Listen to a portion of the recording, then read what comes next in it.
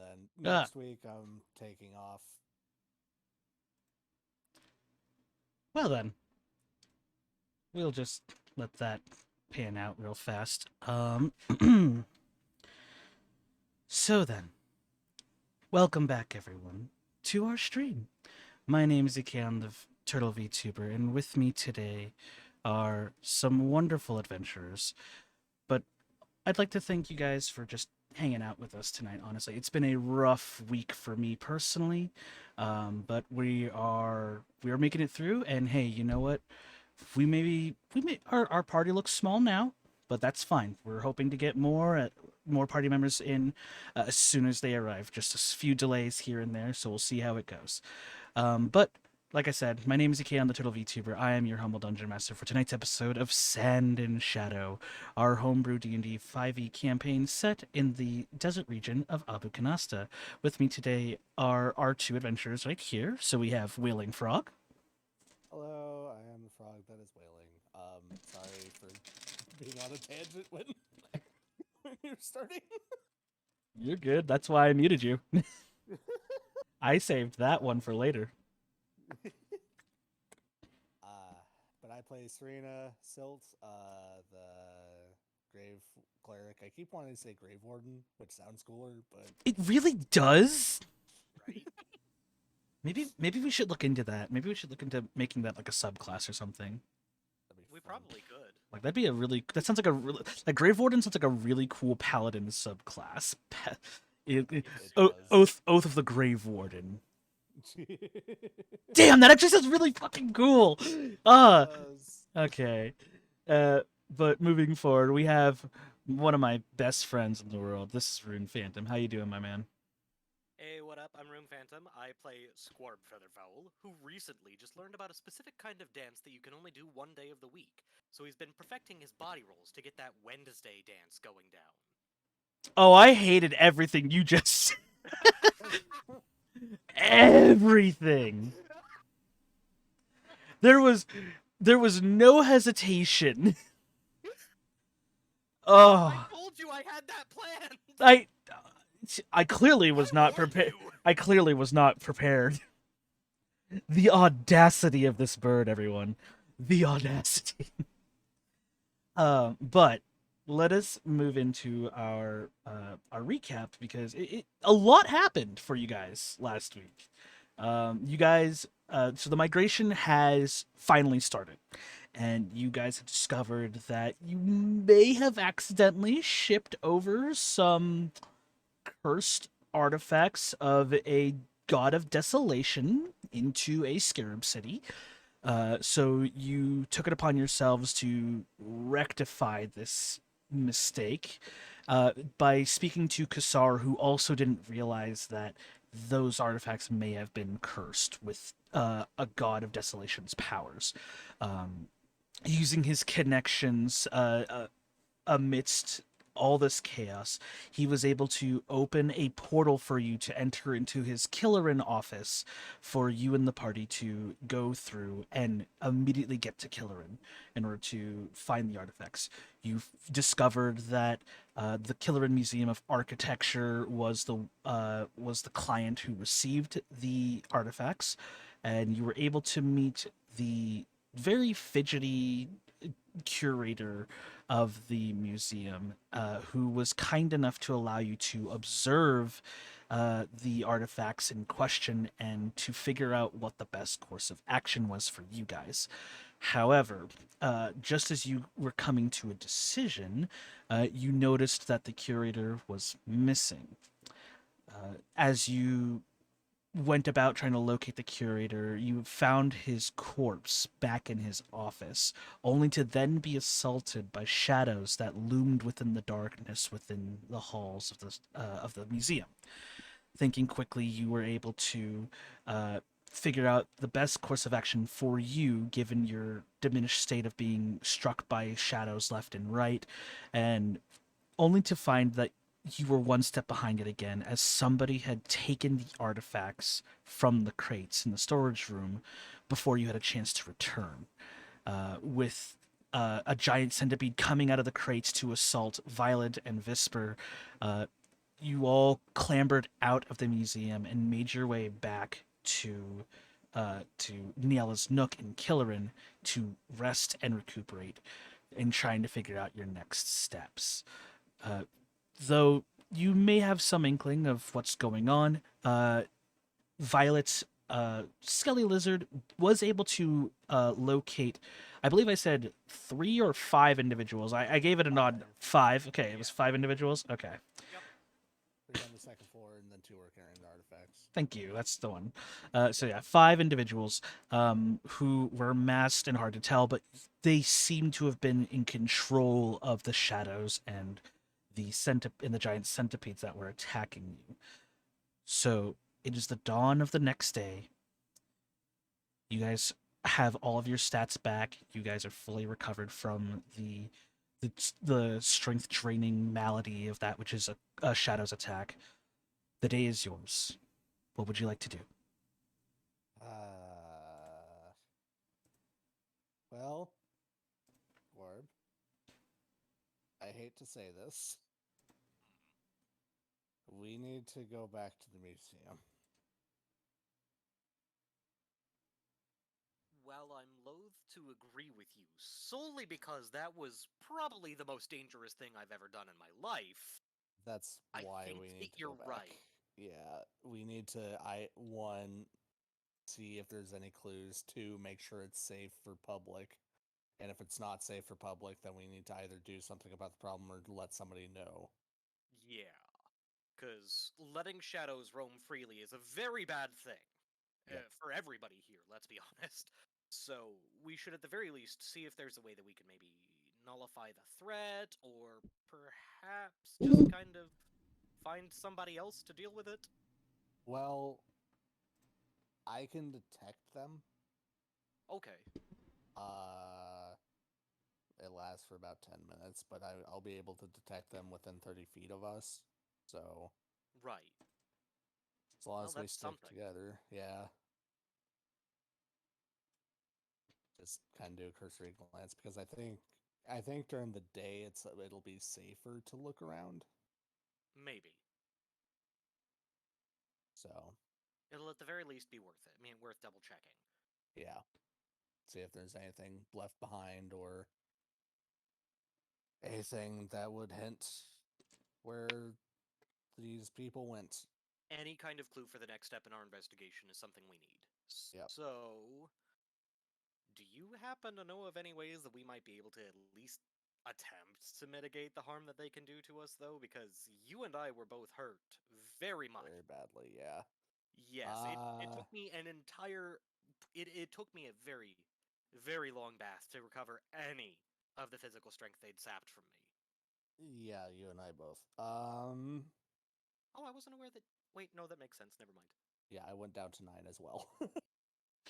Oh, I was making. I just wasn't aware that Earth Ganassi bathed, was all. Oh, yeah, no, we do.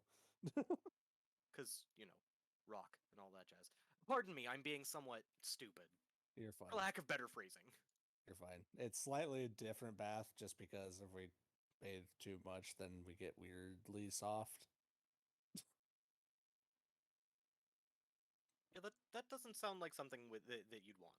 No, no, it's weird and uncomfortable. Uh, Give me a do I? moment while I scribble that bit of racial lore down.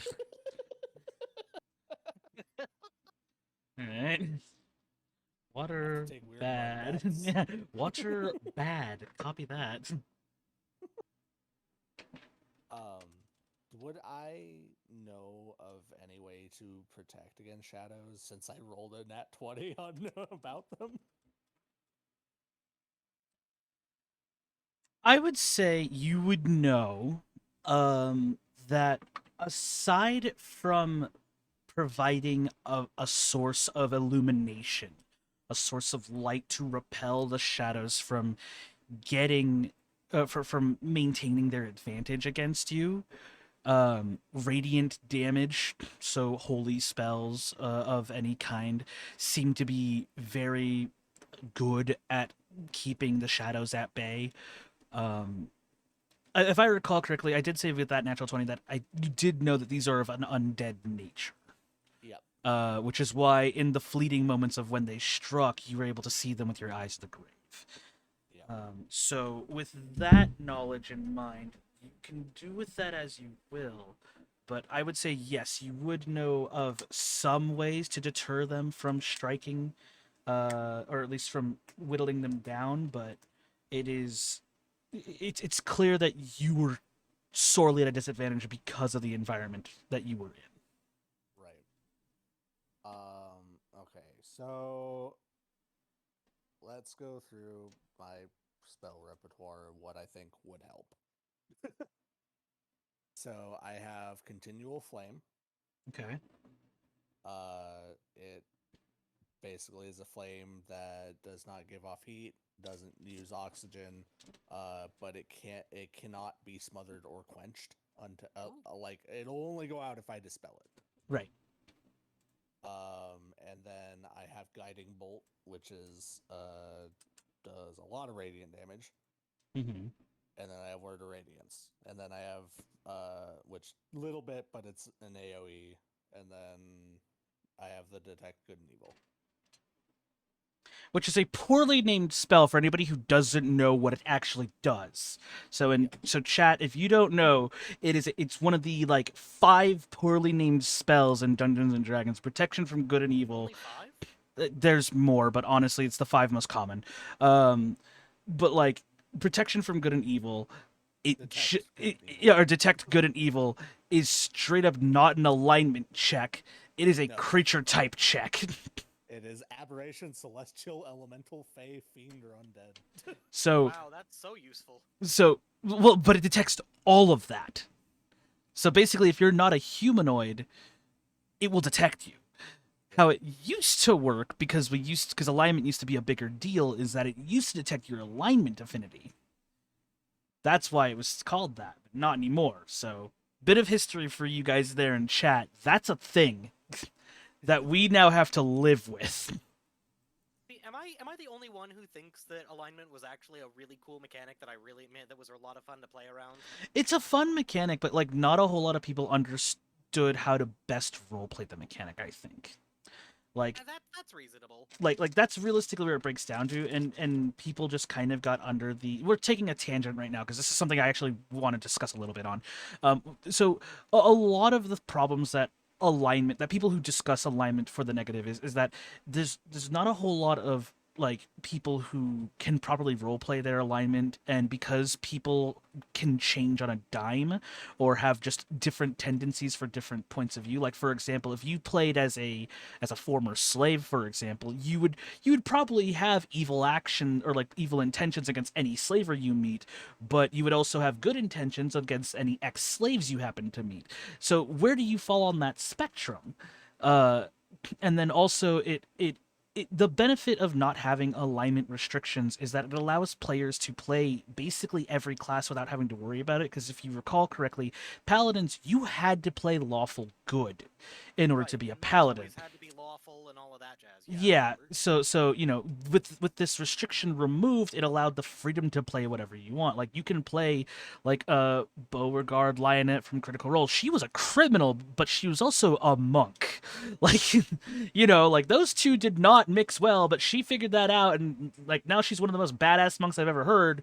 And then you have characters who are like oh god, what was the name of that one character? A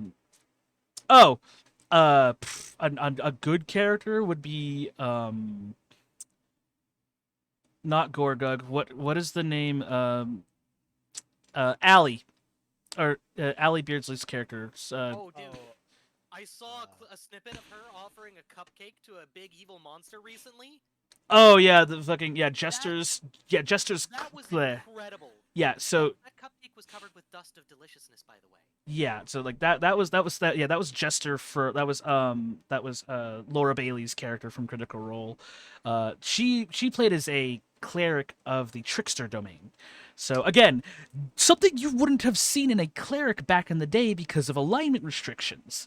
But nowadays you can do whatever the fuck you want. But I do miss alignment focused spells that were actually changing alignment because we still have old magic items that have been brought to the 5th edition that have like alignment affinities, and they are like sentient weapons are another good example. Sentient weapons have their own affinity or have their own alignment, and if you are like on the other axiom of their alignment, they will constantly fight you to be used as weapons before they try to just say, screw it, I'm just possessing you. Yeah. But because alignment isn't a thing anymore, it defeats it. My whole thing is like I don't mind alignment restrictions going away, but I liked that alignment had an impact on gameplay typically. Yeah, no, exactly. Like I don't mind being allowed to be a chaotic neutral paladin. That's fine. That's not what I personally envision for a paladin, but there are characters that I would classify as such that definitely don't fit into the typical lawful good archetype. Right. But then there's also like weapons demanding that you be like of a similar mind to them is really cool. Yeah. Or like gods saying, "We'll only give you our power if you follow within a if you remain within one step of our alignment." Exactly. And that's why I like the alignment system. Just on an aesthetic level, I like the alignment system. I just wish more people used it. I don't know enough players who actually like it to use it, so I don't Gotcha. use it. So Fair enough. Anyway, that's enough of a tangent. yeah, I think. that's enough of a tangent for us here, guys. So alignment, use it or don't. More power to you. Um, so yeah, going back, you guys were going over your spell lists. Yeah, I don't have one, so. Well, yeah. Well, Um, fair. I suppose we could take a little bit of time to see if the blacksmiths here or something have anything that would help out. It would be nice to have at least a little bit of an easier time harming them. You said that they weren't harmed by my normal sword, but if we were No. to get it Well, enchanted, maybe? they're resistant, or it's non-magical. They're resistant against, right? So because of your nat 20, they are resistant to non-magical bludgeoning, piercing, and slashing damage. Yes. So Yeah. if we were to say get my sword enchanted, even just lightly, that might help. Yes. I think we may wish to look into that then. I'm going to check in with my commanding officer to see if we have any resources I can take advantage on that. Yeah, absolutely. So sorry, something came up that's I just have to quickly resolve. All right, got that taken care of. Even if it's just getting myself a tiny enchanted knife or something, I need better defenses than what I have. Right, Yep. for sure, for sure. Okay, so We'll see if we can get anything for you as well, Serena. Okay. So I'm gonna head back to the head man. I'm gonna go contact my commanding officer and do that. all right, cool. So this is an interesting conundrum that I didn't think about. So you guys are in Killer. Yes. The scarab cities are in midst migration. Right. I guess the question breaks down to how would you like to attempt to contact your CO? Well, my gut tells me, and this is just me, that the local chapter of the Skada Audin probably has ways to communicate even while we're in migration. Yep. That's the DM who was like, "All right, that sounds good." I was like, how is he gonna do this? Let's see how he plays this out. And he played it perfectly. What can I say? I love a character who stays in character and knows what they got. See, I don't know that, but this is just a reasonable assumption I'm thinking. Yeah, you could because you know the Scholar Aldine is in every city. You can reasonably assume there's a way how they all intercommunicate. Especially Well, for especially given the fact that if one crime moves on to the next city, they can then collaborate together and figure out how best to proceed. Precisely my thinking. So yeah, you can reasonably do that. And then so you would like to go to the Skada Aldine headquarters here in Killerin. Right, and see if there's any kind of resources for picking up, at least on a temporary basis, some enchanted weaponry so that we can defend ourselves against the shadows in the museum. Okay, sounds reasonable. Uh, so then, Serena, what would you like to do, or are you following suit with Squarb on this one? Um, I think um we should meet back at Niella's Nook, but I'm going to go actually talk to both some blacksmiths and some shops and see what options would be available. Okay. Good plan. All right. So we're gonna start with the Skata Aldine headquarters. So you move around. You feel some slight shifts, but again, the city is built in such a way where even amidst transit, even amidst migration, the rumblings are so minor that they don't impede movement in any way, sense, or form. So you make your way around and through, and you know what a Skata Aldine like tower looks like.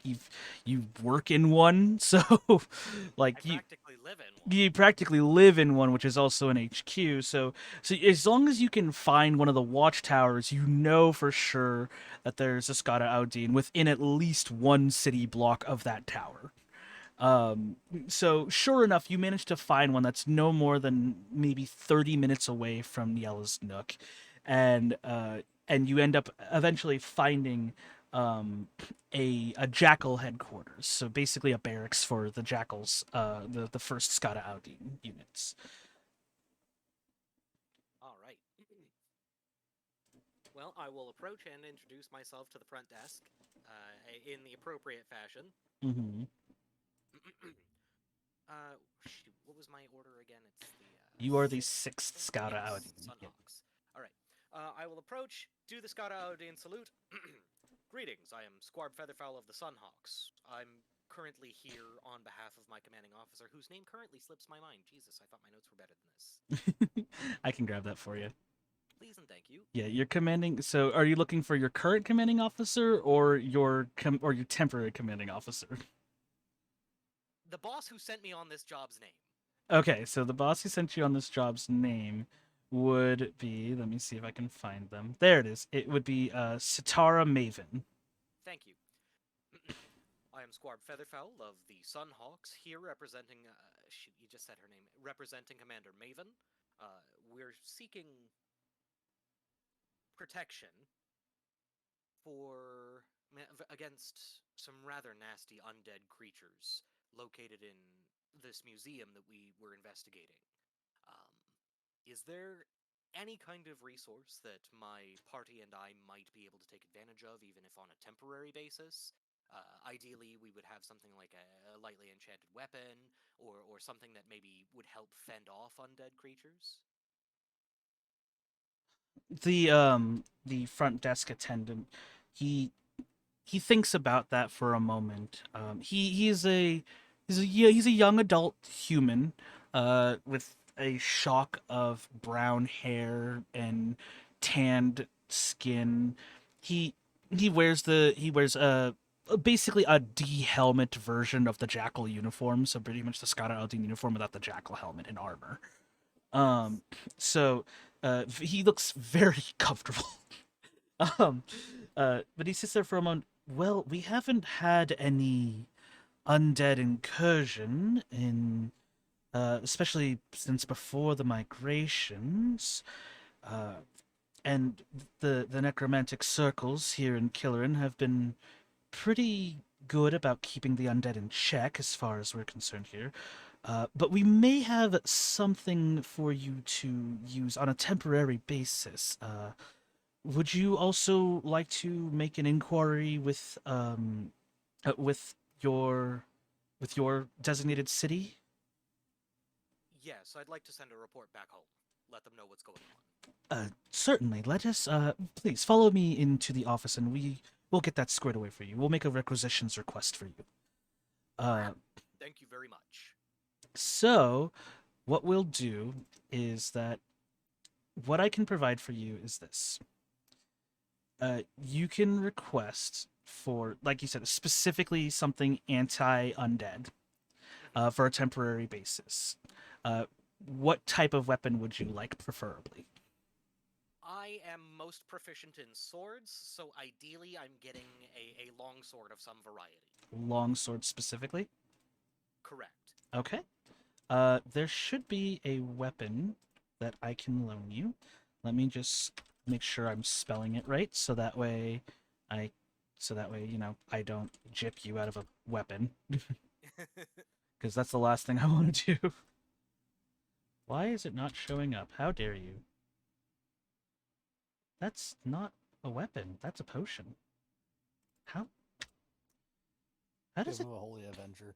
Yeah, just give him the legendary Holy Avenger. Yeah, Yeah, just no, I'm level 4, wielding the Holy Avenger, going and fighting a bunch of shadows. That's a worthwhile use of it. amazing. Wow. That's the shit that we live with. Is it under? No, it's a weapon. I don't know why it's not showing up. Did I set the parameters wrong? Maybe I'm just wrong. I've been wrong before. Maybe I'm just wrong. Hold on. What are you looking Oh. for? It's a specific enchantment. I just can't remember the name of it, so I'm just trying to find it again. It was, oh god, what was it called?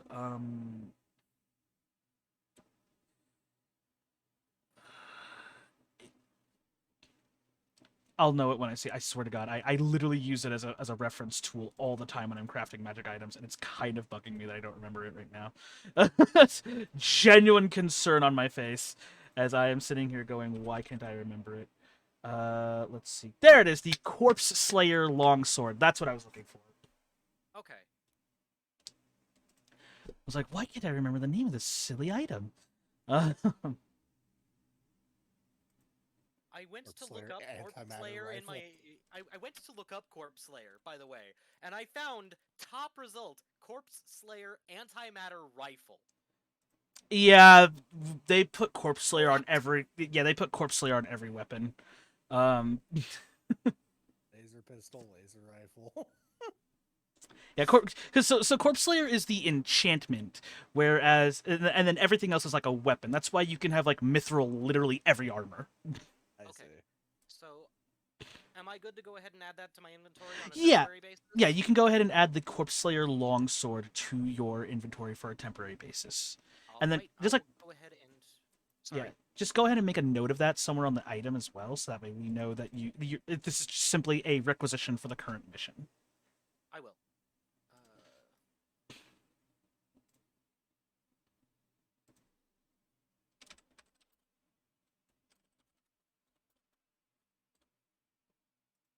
Okay, borrowed Corpse Slayer longsword, and then I'll go ahead and take the opportunity to attune to it now. Yes, go ahead.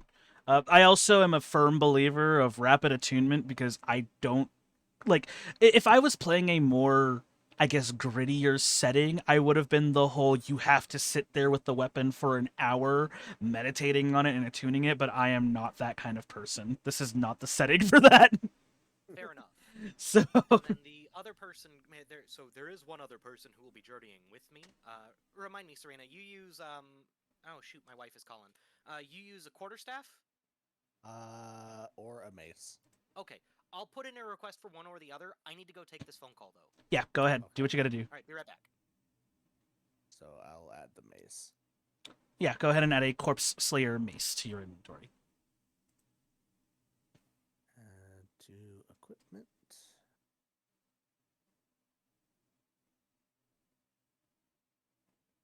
Do I know what I said. customize notes. Borrow. Now, just for the sake of Serena, do Yeah. you prefer quarterstaves and maces for this character? This has I do.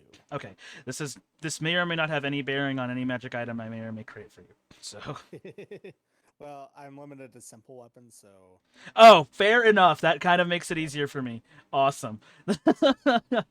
That changes the game. I'm not a war cleric. I am a grave cleric. Fair enough. I will take note of that. That gives me a lot of ideas, though. In a good way. In a very good way. The game apparently allows me to wield multiple weapons, like 3 of them. I mean, yeah, it's mostly so. It's interesting. So on mechanically speaking, right? When so it has been stated in D&D Beyond or D&D 5e specifically that when you wield a weapon, the act of drawing the weapon counts as part of the attack. Ah, It's the act of drawing a new weapon and sheathing the old one is where action economy, how I understand it, is how action economy kind of gets disrupted. gotcha. But I'm like, that's interesting. I don't remember following that rule logic, but I'm here for it.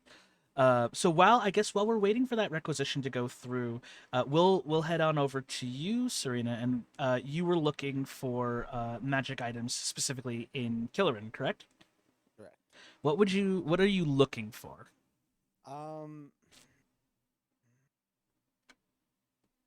That's a good question. Um, enchanted shields would be cool. Enchanted shields. I have Okay. 300 gold to spend. Ah, So, fair uh, enough. But yeah, like, oh, I returned. I just didn't want to put that in the. Fair enough. I appreciate it. Didn't want to derail, but did want to update. okay. Yeah. But like enchanted shield or just anything that gives a little bit more protection than what we have. Okay. I think I might have something for you. Okay. Now, whether or not you're willing to take it is a different issue. Oh, okay. So, That's problematic. well, it's a character choice. That's the thing. So I just want to make sure. What kind of armor can you wear again before I offer this to you? I can wear up to medium. Up to medium. Okay, let me double check to make sure that this armor that I crafted is actually of medium. Oh, Because if I give you like an armor and then it's suddenly like, I can't wield this, and I'm like, well, let's see. Wield this. Of course I spelled it wrong. Ah, perfect. Then I crafted this correctly. Okay, Yay. so you come across a Earth Genasi smithy. He looks as big as Titan. If Titan was built solely from the waist up. oh, Like, That's a big boy. this dude is jacked because of the sheer amount of time he spends swinging these hammers. But you notice something unique about his weapons. Instead of like mostly steel or iron weapons, most of these weapons appear to be made of chitin and bones and stone. hmm. And his armor reflects that as well.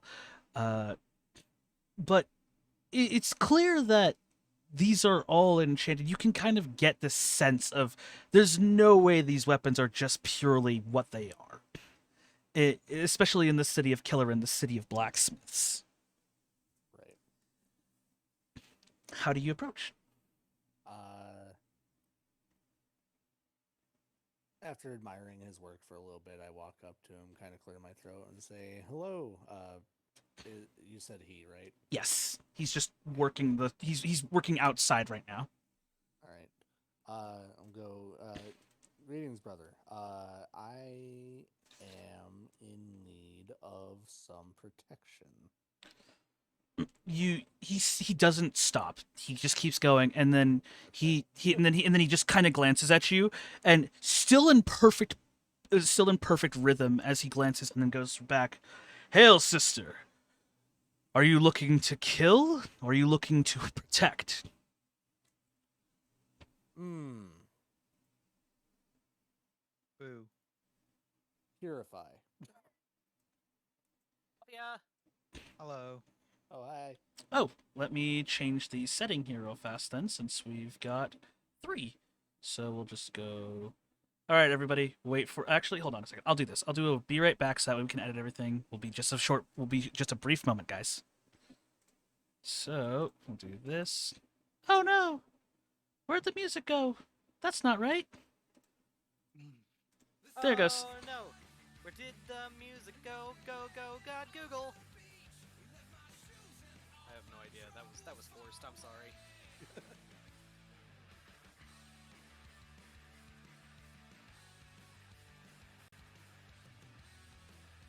How are you, But Mafia?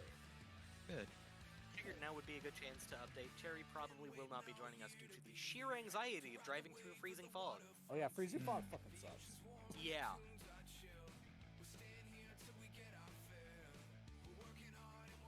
Tell her to get home safe. Oh, I did.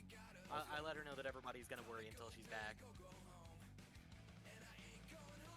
This may or may not be true, but I know that it's true for me, so. Yeah. So what have I missed? Swerve and I are gearing up because we're gonna go back to the museum and look for clues. Yep, I've currently Alright. made a requisition for a Corpse Slayer longsword. It is being lent to me on a strictly temporary basis, so I won't be keeping it. But, you know, it'll be nice to have. Yeah. And a Corpse Slayer mace for me for the same. I need some method of light magic. However, that does seem a little bit like a liability for me. I don't know. Well, Technically, I'm not your weak summon to- your summon weapons are magical, correct? Oh, they are. Yeah, Yeah, so so they're you not don't have to resisting that damage. You I don't have to worry forgot. about it. That's okay. Oh, I could have been attacking them this whole time. That's alright.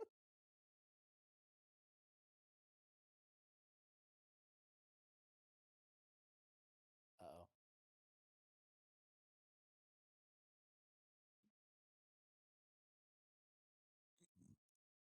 This is fine. It's okay. Oh, so they have an immunity to poison damage, not a Yes, resistance, right? immunity to poison. Yes. Oh, that sucks. Yep. The whole point of Poisoner Feet is that I can get over poison resistance. But not immunity. But not immunity. Not immunity. Something tells me that not everything we're going to be fighting is going to be immune to poison, though. Yeah. And Like, a I'm- lot of things are going to be resistant to poison, which means Well, yeah, I Poison's get the to. most common resistance, but getting That's past why it does that's so very much nice. damage. Yep. The one thing I don't like about my subclass is that I don't get Ray of Poison or whatever it's called. Aw. That stinks.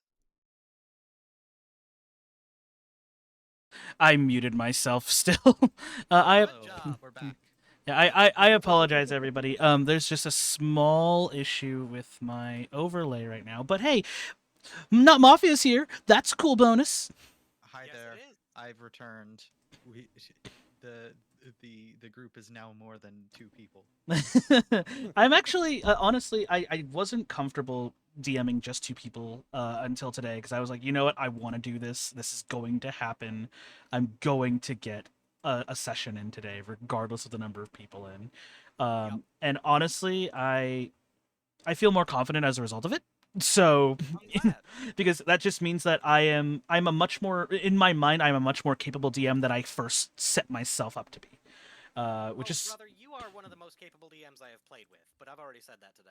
yes, and I respect that all the same. I just, I needed the validation for me, like that. No, that's reasonable. Like myself wants to affirm it. That saying, you know what, I am actually a better DM than I set out myself to be. So, and Rez, thank you so much, my man. I appreciate it. Now, if only I can get this to work properly, so that way. Oh, you know what? Here's what I'm gonna do. I'm gonna reset the aspect ratios.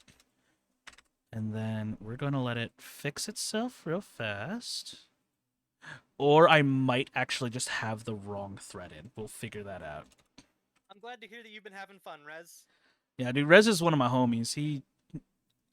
God, he's such a good person. If you guys aren't already following him and watching his content, please do me the favor of doing that. Also, here, let me get my boy a shout out here because he absolutely deserves it. And then like he's so cool. He's teaching me a lot, like in the FGC, and just he helps me be a better person. He really does. He's also very patient with me, so that's already he's automatically a better person because he's so patient with me. All right, so here's what I'm gonna do. I'm gonna do this. I'm gonna grab this. I'm going to live editing. Woohoo! Heck yeah, that's exactly what we come here for. Yep. So I we're had to do it myself the other day. gonna. Okay. There are a criminally low amount of spells that do poison damage. I know. Yeah. Trust me, I know. As a guy who wanted to play a really- poisoner, I know. I know. I really want Ray of Sickness. But it's not on my spell list. Please. And I don't just- know how to add spells to my character sheet. Okay, that so aren't on my 19, spell 20 over list. 10, 80. Okay, so then that's set up You for. can typically copy them into your spellbook via scrolls, so if we find Whoops! those, you can grab them. I That- don't have a spell book. I am a warlock. Oh shoot, I don't know how that works for warlocks then. They get their magic through their patrons. Yeah, so it doesn't. I'm more talking about mechanically on D&D Beyond, and just okay. breaking the rules. Rev Because says, if it's a anything, I spell would up that your fits player with my voices. theme. It's a what? Oh, you would up the The player player voices? voices, Yeah, let me go ahead and I'm do that too real fast. quiet. Let me do that. Let me see here. Da, da, da, da, da. Let's see if this works. God. All right. What's up, Mafia? I'm just amazed at how few poison spells there are. Yeah. If we weren't using D&D Beyond, I would totally like start looking for just homebrew stuff on the internet that would give me poison spells. I know, think right? Oh, actually, Wasn't we this can. game allowing some homebrew? We've been using homebrew for a while now. Yeah. Why is it? Well, player homebrew or just I mean, for me personally as a DM, I've always been willing to work with my players as far as like homebrewing spells and stuff. Why is my thing being so? that's That's down to obnoxious? Kibble's Ian, I think. generic spells? That's the one I really like, I think. Hold on a second. What if I do? Let me see if that's the right one. Oh, maybe it's Well- because it's like this. Oh, that might be the reason why. Okay, so if I set it like, huh? Fascinating. I am learning more about my own stream than I thought. I believe in you. I just wish my overlay was Yes. working properly. Kibble's generic spells is such a good homebrew. It's my favorite. It's You so know good. what other spell type, like element type, is severely underutilized? Hmm. Lightning. Oh yeah. Oh my god, yes. With how I will- my powerful other lightning caster is, a yeah. lightning. My Dude, other I cast, wanna my do other like character's a lightning lightning cleric. caster, and it is painful how little lightning spells there are. Especially because Yeah. it's a half caster character, so like I have like Thunder Wave and that's it. And then You see- that's not even a That was the thing that I enjoyed about Pathfinder 1E was just the amount of utility lightning spells there were, things like Shocking Grasp and little things that you could definitely make more powerful as the game went on. Am I'm I? just gonna turn on all of my 5e tools homebrew and see how many poison spells there are.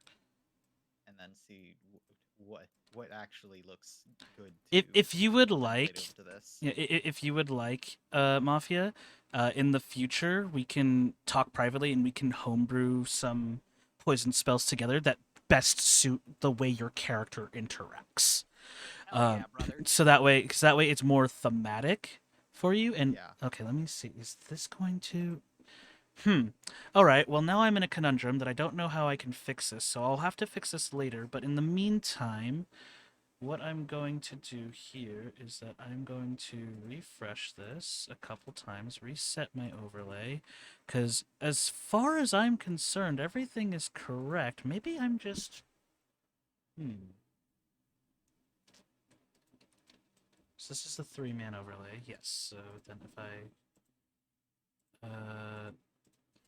I might have botched it when I was doing the transition. Which, honestly, that's a bummer.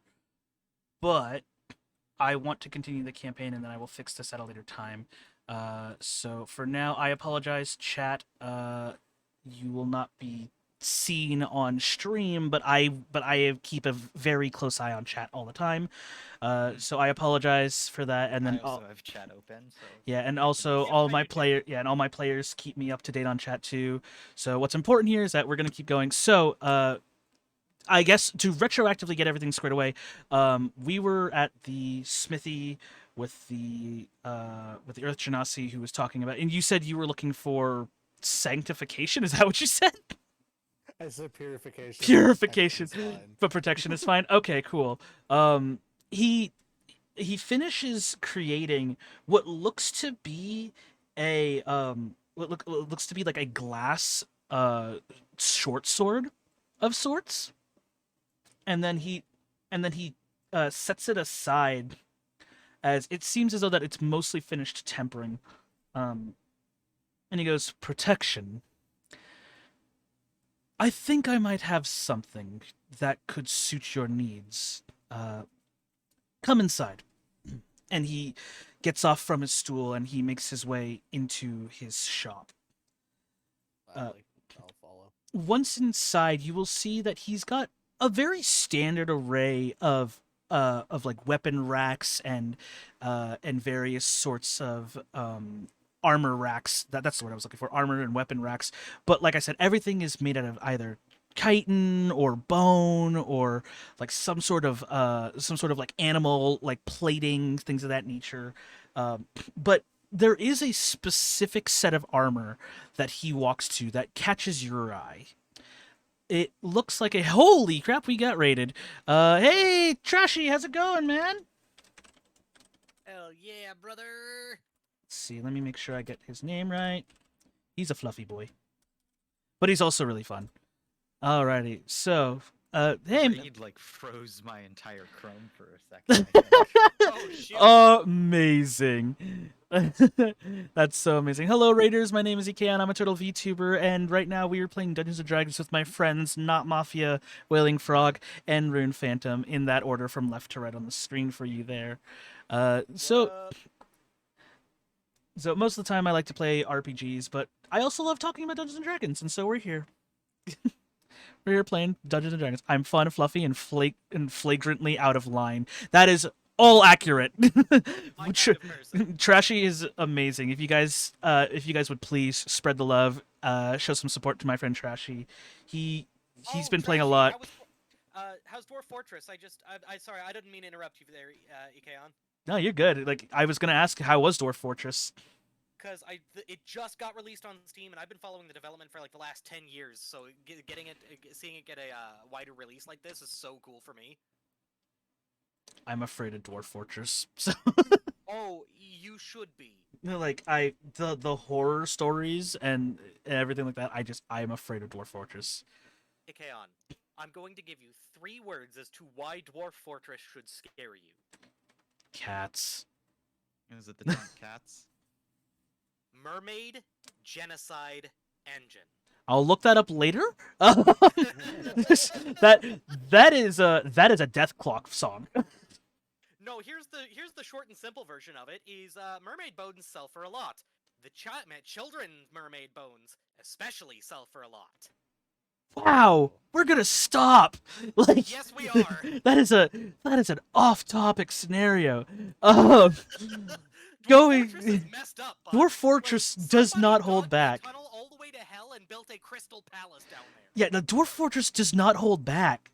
Also, chat, if you would be so kind, Rez did point it out. If you guys are having trouble hearing any of the players or myself, please let me know. I will do my best to adjust the volume as needed because it is something that we're trying to work on. If you try enough, or if you try hard enough to murder Robo. But going forward, so Serena, you see this one suit of armor, and it looks sparse upon first impressions. It looks like a harness with a. Boyd says we're all quiet. Sorry, I don't mean to interrupt. Oh yeah, we're all coming in quiet. Okay, then let me. Oh. Okay, go ahead and everybody just one test for me, please. Hello. Hello. Hello. How's that, everybody?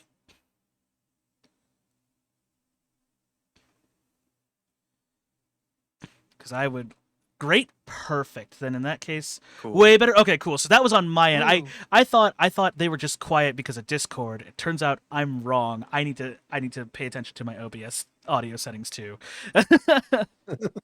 So yep. So you guys Alright, are, bud. yeah. So you guys should be coming in about the same audio level that I am, if maybe just a little lower.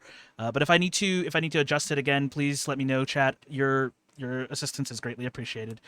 So yeah, but like I said, it looks like a harness at first with a single what looks to be a stone amulet where the harness connects. Okay, interesting. Mm-hmm. So what's the story of this armor? It's crafted using traditional methods of enchantment and stonework. Would you like to try it on? Sure, if that's all right. Absolutely. I would love to see a sister wear this. And I will. Can I just put it over my armor, or You could just put it. Is You it- could, yeah. So you would overlay it over your clothing, like your basic clothing. gotcha. Okay. So as you, I guess, doff your armor, because I forgot you were wearing armor at the time. Yeah, I'm As putting out square my scale armor. yeah, so as you doff your, he helps you out with it, so it's a lot faster. Yeah. And then he just puts the harness on you. It sits snugly against your bosom, and then he just sits there and he stands back. He's got an ear to ear grin. All right, lightly tap the stone in the center. I do so. As you do so, you feel this arcane energy overwhelm you as pieces of stone begin to shape around your body into the form of half plate armor. So it doesn't Oh. protect your legs, but it does protect everything from your chest down. And it even gives you a set of stone gauntlets. This is awesome. If you would like, Frog, you can look up shield stone armor in the in the inventory manager. Shields. Oh, I see it. Okay. Armor half plate. Force damage while you wear this armor. Armor is 3 charges. You can cast the shield spell. Oh. Okay. That's awesome. Yeah. How much? This one will go for 150 gold. Fucking done. And so the transaction is complete, and as he takes the coin, he continues to nod in agreement. I'm glad to see that a sister of stone is the one wearing this armor. I'm glad to be wearing this. Thank you so much. Yes. Now, relating to the scale mail, would you want to sell this, or would you like to hold on to this? Gwarb, what's the AC of your armor that you're wearing? My current AC is scale mail light or medium? It is considered Medium. medium armor. I will not be wearing it then. Okay. All right. I need my armor to stay light. All right. I will But I sell it. appreciate the offer. Oh, wait. Yeah, Violet. It's medium armor. I do not think I have proficiency in medium armor. Let me see. Okay. Also, it gives a disadvantage to not. stealth checks, so. I will just do a Yeah. quick. I will just do a quick check because we have a bard in the party. Let me just Yes. do just quickly. She She is only also has. a dwarf. That's true, but she only has proficiency in light armor, Ah. so she cannot. What wear... does not having proficiency in armor mean? You just can't wear it, or does it give more disadvantages? So It gets more disadvantages. It has to my more understanding. disadvantages. Yes, like you can technically Mhm. wear any armor in the game. It's just you would suffer a lot more of physical disadvantages. Like you would suffer exhaustion the longer you wear the armor because you don't meet the because you're not proficient in it. You take disadvantages on strength and dexterity saving throws because you're not proficient in the armor, so you don't know how to properly move in it. Things of that. It's really detrimental to not be proficient in armor. Yeah. Like if you're going It's to wear fine, I have armor, you're major fine. armor. Yeah, exactly. So if You know, you would, armor class of 15. It's not the best. there you go. but Hey, it's better than it's better than uh, 10. Yeah. What No, would Squarb my is- dexterity normally be? 12. Yeah. No, Squarb's whole thing here is that he's sticking with light armor until he doesn't have to anymore. Fair Gotcha. enough. Okay, well, I can take this off of you for half off. Yeah, that'll be fine. So 25. Yeah, so you'll get 25 gold back from the 150 you spent to buy the armor. All right. So think of it as just like a whole transaction. Okay. Alrighty? And we will How do I remove an item? It should just, when you click on the item, if you scroll down on the description, it should just say remove or delete. Oh, delete. Okay, Yeah. there we go. And then- Perfect. And then you should be able to attune to that immediately because it is an item that requires attunement. Yep, I did. Perfect. Alrighty. Now, retroactively speaking, Squarb, Yes. during the requisition, did you need to grab any other corpse slaying weapons for any of the other party members while we're here that you may think that uses their melee weapons? Not off the top of my head, because to I my mean- understanding, Visper isn't going with us. Yeah. Visper doesn't And- have any way of attacking. And Neither does Ember is Ember. busy doing something else. Right. Ember is busy hunting Visper, apparently. Cool. I don't know. I've runaway never really princess in the seen town guard. Violet fight, so I have no idea if Violet can use a weapon. But also, we're in the same city right now, so You it's not haven't- like I. You've seen me no- fight. Okay, Squarb may have, but I, the player, don't remember it personally. Ah, Brain farting, apparently. I can pull a giant greatsword out in my hat, and that is, so Okay. Well, I mean, I do have the Sending Stone earrings, so I'm gonna go ahead and activate one of them. Activate that, and just reach out to Violet. I am currently performing requisitions so that we can go back into the museum and more safely investigate. Violet, are you going to be in need of a weapon? I think that cuts off at some point. are I'll- the weapons better short- than a +1 weapon? I'll shorten it down to: would you like to borrow a Corpse Slayer's weapon from the Skara Odin? Yeah, I'm gonna reply with the same thing. Are they better than +1 weapon? So, Corpse Slayer, the enchantment Corpse Slayer, is effectively a +1 weapon, but it does have the added gives- bonus of doing extra damage to undead creatures. Yeah, like Extra damage. I've borrowed a Okay. Corpse Slayer longsword, and it gives me an extra D8's worth of damage versus any undead creature. All right. Yeah, so it will. So the Corpse Slayer. So verbatim, this is what the Corpse Slayer enchantment does. You get a +1 bonus to attack and damage rolls made with this magic weapon. When you hit an Mhm. undead creature with an attack using this weapon, the attack damage deals an extra 1d8 damage of the weapon's type, and the creature has disadvantage on saving throws against effects that turn undead until the start of your next turn.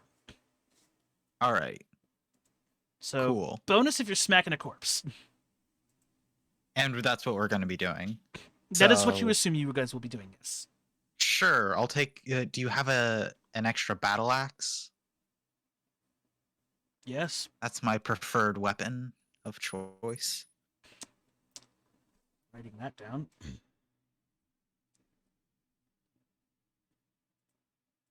And then I can just. Do I get hand crossbows with Do you improved have- packed weapon? Yeah, if you have improved I don't pack think I weapon, do. you have if you have improved pack I weapon, get you light. have longbows. I think I get. You have I get longbows, light short crossbows, bows, but light not crossbows, hand. and heavy crossbows, but not Yeah, hand but not crossbows. hand crossbows. Which is kind of a weird oversight in my opinion, but you know, Yeah. Can I have a hand crossbow? I mean, I'm pretty sure there's a Corpse Slayer hand crossbow. Let me. Oh yeah, I don't know. The idea would be having a corpse slayer battle axe in one hand and a hand crossbow with my magic weapon in the I other. see what My you're packed weapon in the other. doing. Got you. I have no qualms with you doing that. Like, you can just packed weapon a hand crossbow. I just had always assumed that the hand crossbow was in there, but when I was building a warlock earlier, I found that that wasn't the case. So yeah, It's so- kind of weird. yeah, it's kind of a weird scenario, but definitely if you would like, I will house rule that because you have improved packed weapon, you can packed weapon a hand crossbow into existence. That works. Let me add it to my growing inventory. Let me add it to my mystical armory. Yeah. Jeez. I probably can clear this out a little bit. I don't need an extra sickle. I don't actually need any sickles. No, I wonder if I could sell these for like 2 gold pieces each. I I don't mean, need them. yeah, I mean, there's sickles, so you know. Some You- farmer could use them. Yeah, you could probably like resell them for scrap. Pawn 'em metal. off. Yeah, pawn them off or something. No, I could let you do that. That'd be fun. Just clear out my yes. inventory a little bit. I also have these daggers that I'm not using. I mean, you could keep one and like use it as a reference for a packed weapon if you really desperately needed one. If I am able to use my packed weapon, why would I use a dagger Well, instead no. of? So because you can convert it as a packed weapon. Like if you go into the item, you can set it to packed yeah. weapon, and you can do that for every item that's a weapon. I can. Yeah. I That forgot. yeah, so that way you always technically have the stats for the packed weapon that you're forging. Yeah. But also, this is just a normal dagger. I don't really need it. Yeah, more power to you. I'm just saying, like, if you ever need a dagger, you have that as a packed weapon option for you. What is happening with my Chrome today? Why is it just freezing all the time? Did you update it recently? I don't remember. It may need to be updated. I still have disadvantage on stealth checks, but that's okay. Oh, does it still give you disadvantage on stealth checks? Yes, it does because it's half plate. I Oh yeah, must Half-Plate have does that. I must have not written in that stipulation. So because it's an activated armor, right? Right. It basically works as a let me see. So basically you can activate the armor as a bonus action, right? Okay. So you can turn it off and on.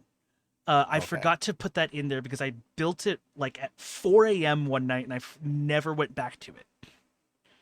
So So what is my AC? Oh, is my AC just your AC is what it normally is with half plate. So it Okay. takes the half plate stats, and then you can choose to doff it by using a bonus action to just deactivate the armor. Gotcha. Okay. I will note, however, that when you deactivate the armor, you also lose the ability to use the shield spell from the armor. Okay, so basically, if we're about to go into a fight or whatever, just boom. You armor man up, or you Iron Man up. Yeah, Yeah. All right. Remind me what type of battle axe it was. it is a corpse slayer battle axe. Corpse Slayer. Cool.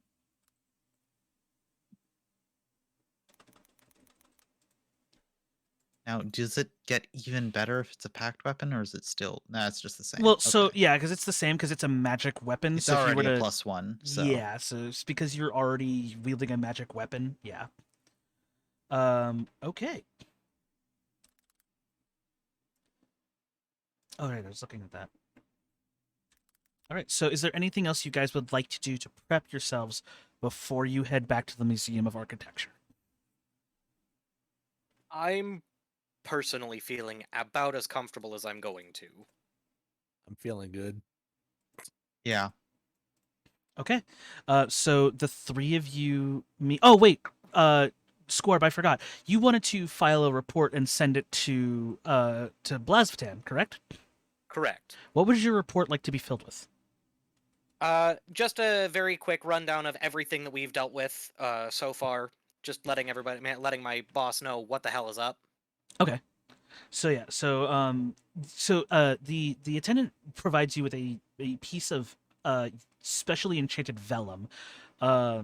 It's effectively I know there's a magic item for it. I can't remember what it's called, but it's effectively the vellum is enchanted with a sending spell. So whatever you write down on the vellum, it will then disappear from the vellum and it would be submitted to them, sort of like a telegram. You know what I mean? Yeah. But for sending, but magically sending it. So you would get a report back soon afterwards, after explaining the situation, and it's a report from the current commanding officer, the stand-in commanding officer, Officer Lee, and he reports, and he says, "Thank you for the report. We will continue our investigation on our end related to the incidents that have occurred. If you require a more permanent magic item, I can forward a requisition document for that." I'm going to choose not to respond right this minute, and I will respond as needs be later. Fair enough. Also, remind me: are these these shadow guys, they're not immune to force, right? Right. As far as I recall, no. Force is not Cool. listed on the resistances either, which is I was asking because of spiritual weapon. Yeah. I'm asking because of my Ring of the Ram. Yeah, Oh, I mean, that's also good. there are very few things that are resistant or immune to the force damage type. Yeah. I'm now so- resistant to it. Serena is one of them. Hey, you want me to hit you with this ram and see how much damage it does? Later. God, it's just like that scene from A Knight's Tale where like he's wearing that suit of armor, feels light and doesn't protect much, and they take the battering ram from the shed and just smash him in the chest with it, and then he flies like 10 feet. Will, you okay?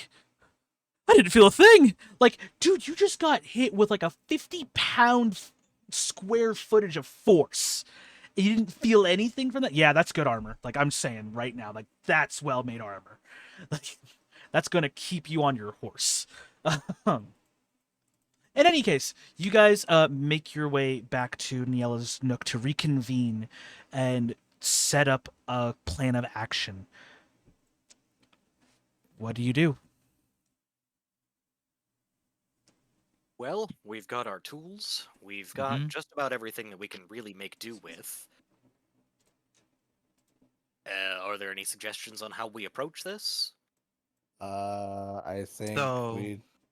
Yep. We're looking for clues. Remind me, where did they go? We saw them leave, right? Correct. We You saw them. We saw some of them stay, though. Yeah, Right? you saw Also. 3 of the 5 shadows stay behind, and I would say with your passive insight, Violet, I would say that you can infer that these were the guys who were controlling the centipedes for sure, but you don't know if they're controlling the shadows. And then 2 of the bulkier characters were walking away with what you can assume were the artifacts, given the size of the objects that they were walking away with. And we just saw them walking out of the museum. We didn't see a direction, right? Well, they were on the second floor at the time, and then they were making their way out of the museum that you can assume, but you don't know where they could have exited from there. Of course, you haven't been up to the second floor of the museum, so you don't know if there's like a balcony or something that they could have exited from. Hmm. All right. Well, it looks like we're starting at the museum, but I don't want to stay there too long, seeing as they're probably gone by now. Yeah. Oh, guaranteed. We're just looking for clues as to where they might have left, or where Yeah. they might have headed. Looks like we'll want to start on the second floor. Okay. There was a painting or a mural of Golian that I wanted to check out. Oh, yeah. I mean, we could take some art. Like, it's not like they're using it I- anymore. Don't want to take it. How about we don't steal from the museum? Oh, I shouldn't be talking about that with my cop friend. I forgot. Sorry. Probably not.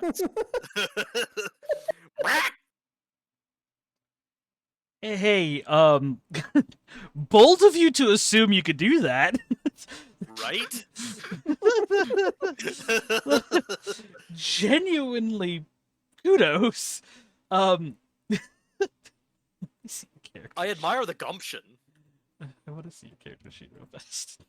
See what you got here. Oh my goodness. Violet's great. Really, though, like I 100% agree. That's so good. I'll look into something later, but for now, so you guys are headed to the museum then? Yes.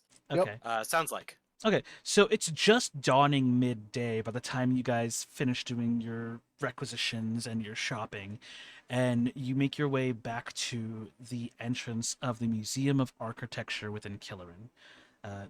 The windows are all the windows. None of them are open, as far as you can tell from the entrance. But you do note, given the timing of the day, the sun is puncturing through the windows, providing ample lighting into the building itself. Oh, good. So you said the windows were open? They were Sorry. they are not open. They were closed. These are I'm gonna use sealed. thaumaturgy to open them. Okay. Hello, Meepus. Hi, Meepus. Oh. As Meepus. you Oh, also don't forget your light. fair Don't enough. forget to grab a light. If you want to take out a torch, I have something for that. As a matter of I fact, believe I will go ahead have. Yeah, I have torches as well. Yep. So. So I will cast Continual Flame on one of the torches. Okay. Great. So that flame cannot be snuffed out. Correct. Okay. But it doesn't emit heat or anything. Is that correct? No, it's just a light source. Okay, wonderful. So you three open the door, and surprisingly, it was left unlocked. But you enter inside the well-lit interior of the museum. Once again, you see the various like miniature buildings of like the history of how Killerin was crafted to what it is today. To various to various like little small miniatures of like ancient ruins that were recently discovered. To slabs of carvings and paintings from those very same ruins. And then, of course, just off to the left-hand side, down into the second hallway, just off there, you would then see the large mural of Golion and what looks to be one of the gods of protection in pitted combat. Do I know the god of protection? This particular one, yes, you would. Let me just pull it up real fast. 'Cause even though I wrote the names of all of these gods, I still can't remember which god is fighting which most of the time. This one in particular is... Where are you? Where did you go? Where did I put you? There you are. This one is Anwa Belora, the goddess of protection and water. You would recognize her by her crocodilian head. Oh, glances at the crocodile head shield that I have from the spirit that was infesting it. Yep. Ah, so okay, this is their natural enemies. Yeah, you can infer that these two are just natural opposites of each other. Okay. Was there anything more you would like to infer on the mural? Would you like to? I know it's faded, so probably there isn't anything, but I was wondering if there was like, you know how some murals may have like an inferred prophecy on it or something like that. Mm-hmm. I was wondering if that was present. Like I said, it's faded, so probably. Make a Okay. religion check. All right. I'll give it to you. Make a religion check. That's a really good thing to ask. Ooh, 15. 15. Okay. With a 15, I would say you could infer that this isn't really a prophetic depiction. This is a historical depiction.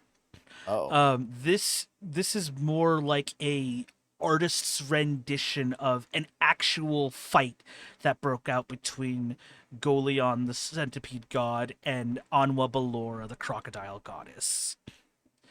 But you also would note that this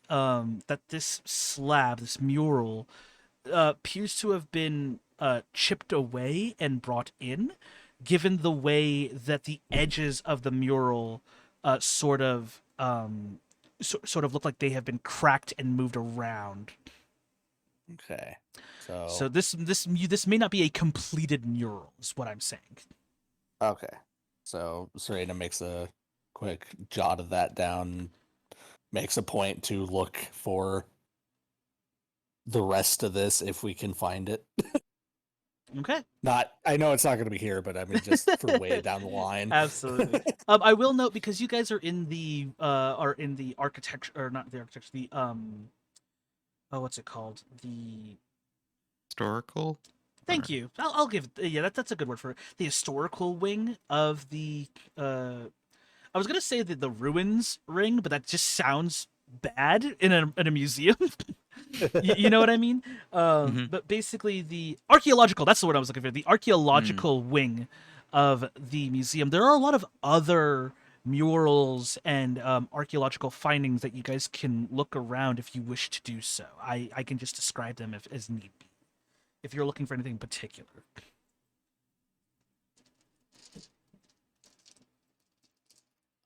It's up to you guys, or do we want to focus down on the second floor? Let's focus down on finding our target first. Okay. Okay. So you guys make your way back out of the archaeological room, and you make your way up the large staircases that were on either side of the entry hallway, and you make your way up to the second floor. If anybody would like to look for clues, you can roll an investigation check at this time. All right. Okay. I will take that. And roll terribly with a total Well, of 7. Do my best. I did not do much better. And thus the Oh, pendulum, 20. but the Oh my. pendulum Then swingeth Violet! back. Last week Violet was doing poorly, but the pendulum has swung back for her once more. It's time. It's time for all nat 20s. It's time for the nat 20 Oops, run. all 20s! Oops, all right, buddy. Let's get that timer going. Let's get the clock up. Reset the clock. No. I didn't actually roll at all last week. I rolled once and it was like a nat 1. And that was Fair. for nothing. It was For- a, it was for- a roll it was- for nothing. It was a just to nothing see. roll, but still, it's good to see that the pendulum has swung back in your favor. So yeah, with a nat 20, a 9, and a 7, is that what I read correctly? Yeah. Yes. Okay. So collectively, the three of you go around and you start looking for any sort of leftover clues, any markings, anything that you can use to sort of figure out where these assassins, thieves, could potentially be. Squarb, it's been a real rough week for you, man. The fatigue has finally started to set in, and your once eagle eyes are just not focusing enough. Maybe there's still some fatigue from the leftovers of last night's excursion, but yeah, that's just basically what it is. And then Serena, it's sort of the same thing. Last night's excursion probably just winded you more than you realized, and you're just not being able to focus. You're still trying to regain your strength for what it's worth. Violet, however, who was barely touched by anything last night, she begins looking around, and Violet with a 20 for investigation. My goodness. Plus 0 to that. Yeah, plus investigation, yeah, by that the was way. that was a raw roll, by the way, chat. Like if you look right there, that is a raw roll. So yeah, 10 intelligence, baby. yeah. So with a raw 20, you do see what looks to be some scratch marks and what looks to be claw marks along the floor that leads from where the viewing balcony is in the front, and it's dragging all the way to the back of the second floor. Claw marks. Yes. That's interesting. Yeah, I will note these are not like these look like small claw marks, as if something is puncturing the ground over and over again, instead of like scratching it all along the way. And then So like footsteps. kind of like footsteps, yes. And then there's also just this long dragging line along a singular path that leads to Squirb, the this is back. gonna sound weird. Can I see? Scorb, can I see your feet? I mean, they're Your basically talons? always on display. Nobody makes shoes for Aarakocra because we don't need them. I want to see if your talons fit into these scratch marks here. So Look, you'd like see- for me to step here briefly? Yeah, let's see if they're Eric Cochran footmarks. We'll see if they're at least similar. Yeah. Okay.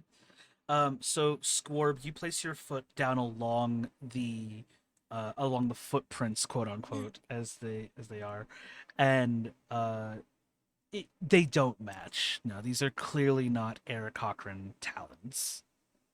Hmm. Can What are I? other claw-feeted races?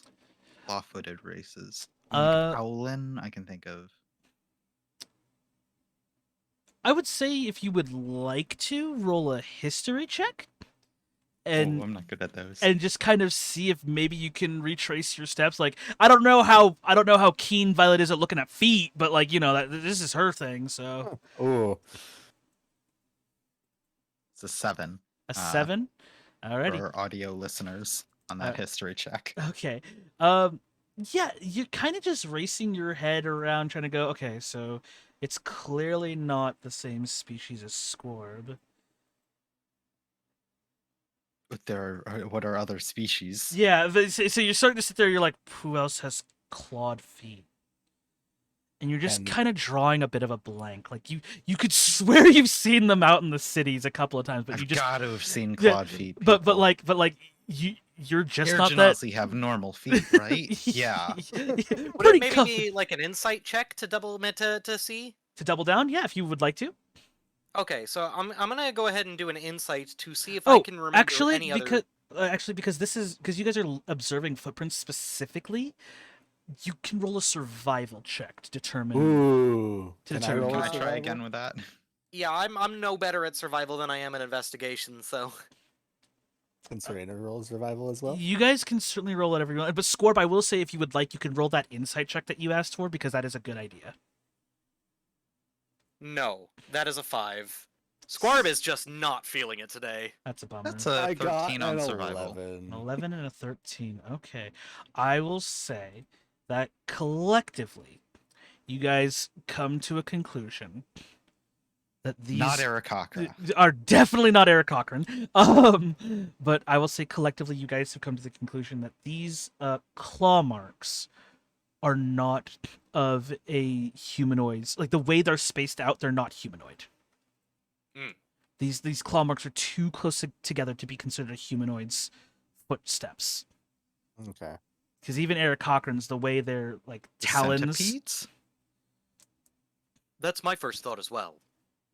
Maybe Yeah. some other form of insectoid, because those have been those have been something we've been facing a lot against these people. Yeah. Do they go any specific way or? Yes, Yeah, they do. let's care about where they're going. Yeah, Yeah. so they lead deeper into the museum. The further back you guys go, you can, I would say, because of that nat 20, you guys can easily follow the scratching marks. But like I said, aside from the claw marks, there's also that one really long scratch mark that just seems to trail behind them. And as you guys I wonder continue if we can further assume that's down, the box dragging so or a sword? or sword. Yeah. anything's don't know. possible. But you guys continue down the hall, and then you notice that the hall breaks off into the two wings because it ends right there in that T shape. There's a hall going to the right, there's a hall going to the left. The one set of claw marks goes off to the right, or the long dragging scratch mark goes off to the left, and more claw marks follow it.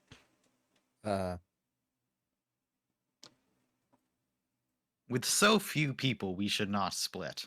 No. And we only have one continuous torch, so Oh yes.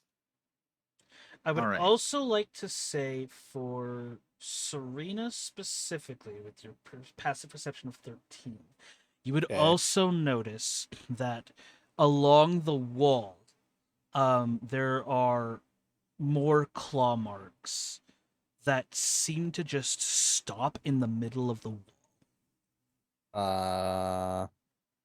Oh, I would also like to establish that I am on high alert and I have an action ready to shoot a shadow that attacks Duly noted. with my hand crossbow. I will take note of that.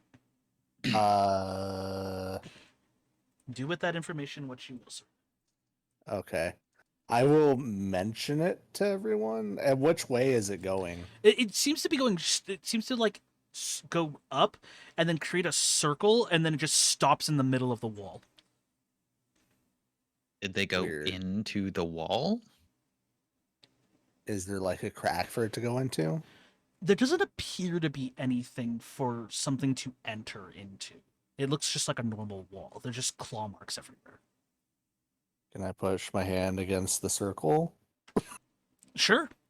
Okay. As you push your hand into the circle, your hand slips through the wall. Ah. Oh, Uh, I was willing to break the wall, but that works. yeah, I don't think we need to do that. Hmm. I will note you Uh, can feel a draft from this hole. So Okay. there are 3 paths. No. I feel like we should go with the wall because that's the most suspicious one. Yeah. So I have a question. I may be able For to provide an our answer. no, it's more for our party members. Got you. Do you want me to have detect magic or detect evil and good up? I think detect magic may be better for us in the short term while we're performing Okay. this initial investigation. Okay. All right. It Yeah. lasts for 10 minutes, so Okay, so all right. you. Is it a ritual? You could ritual cast it. And Oh not yeah, use the spell I cast. can. Yeah, I'll spell. ritual cast it. Okay. Yeah. Can you please remind me how long detect magic lasts for? It lasts for up to 10 minutes. Perfect. All right. So you spend the next 10 minutes. Are you ritually casting? Yes. Okay, cool. Making sure I got everything right. So you spend Yeah, the we'll next just sit 10 around. minutes. Yeah, so you guys basically kind of keep watch while Serena begins to cast the ritual for detect magic. Serena, your eyes become once more a glossy moonstone, but except this time there's like a shade of like a sapphire hue over them. And you are able to recognize that this is clearly an illusion magic overall. Okay. But it seems that it's only covering enough space for what looks to be a small child to crawl through. Hmm. Interesting. Can I? Hey. Can the big girl squeeze through the child? No. I'm asking if I can stick my head in. Reasonably, yes. There's enough space for you to Okay. stick your head in. You just can't get your My- shoulders through. Okay, that's fine. I just want to see what's in there. Okay. So as If something goes wrong, pull me out. Yeah. So as you stick your head through, you feel that very cool draft once more that you felt from your hand. It's clear that at least to some extent this leads outside, Oh. but you Okay. can't. There's no light here aside from the light provided from where you put your head through, and you can't see any light inside. Dark vision, though. You do. And that's what I'm pointing out. Like there's no light, so Okay. there's nothing to light. So all you see is a gray. Oh, okay. I see what you mean. Yeah.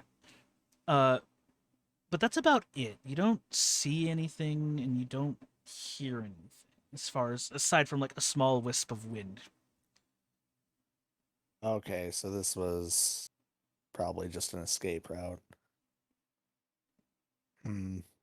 Okay, I'll pull my head out. Okay. So it's probably that was the escape route for one of the things. Hmm. Because there were urns that were taken as well. I for will. jars. I will note, Serena, that because of your detect magic, there is ambient magic still lingering around in this hall. Can I attempt to identify what kind? Yes, there is some conjuration magic, and Okay. there is also what looks to be necromantic magic, as well as evocation class magic. Okay, so something was summoned. Correct. And You would yeah. also note that down the left hall, it's like a trail of magic is being pulled that way. And I would Okay. say that is the necromantic magic. Okay, so we got 3 types of magic. We got conjuration, necromantic, and evocation. And down the left path, the necromantic kind of keeps going. The hole basically had it was just nothing. I think that was an escape route, probably. That sounds most likely. So I think the necromantic magic probably, is because that is probably our artifacts. yeah. I'm curious about the hole, but I mean, it doesn't have any magic, so yeah, Probably nothing. there's and it's only a small child could get in there, so I'm pretty sure that was just maybe for the shadows to actually enter in, or the centipedes.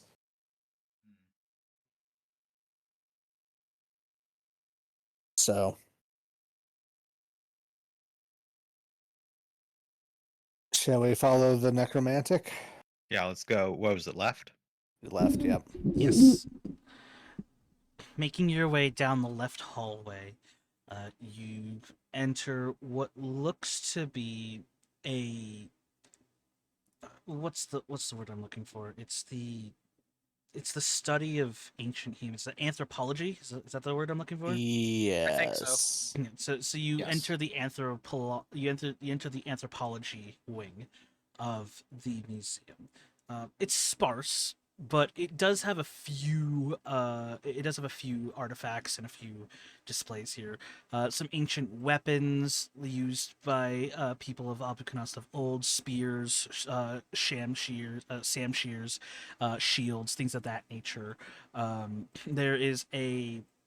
There looks to be some ancient armor that has been refurbished for the purposes of display here and there, as well as what looks to be a harness used for, like, this is basically like the history of like how Sunstriders were tamed in Abu Kanasa, and these are like the various different kinds of harnesses that were used back then before we came to the modern harness and saddle that we have nowadays. Um, and you will notice that there is a large sky roof, like a glass ceiling of sorts, Right. that provides uh, uh, more than enough light to shine down onto the displays here. And then in the center of the room is these small, like, standing displays that show various other weapons, but you don't detect any magic from them or any of the other artifacts and memorabilia here in this wing.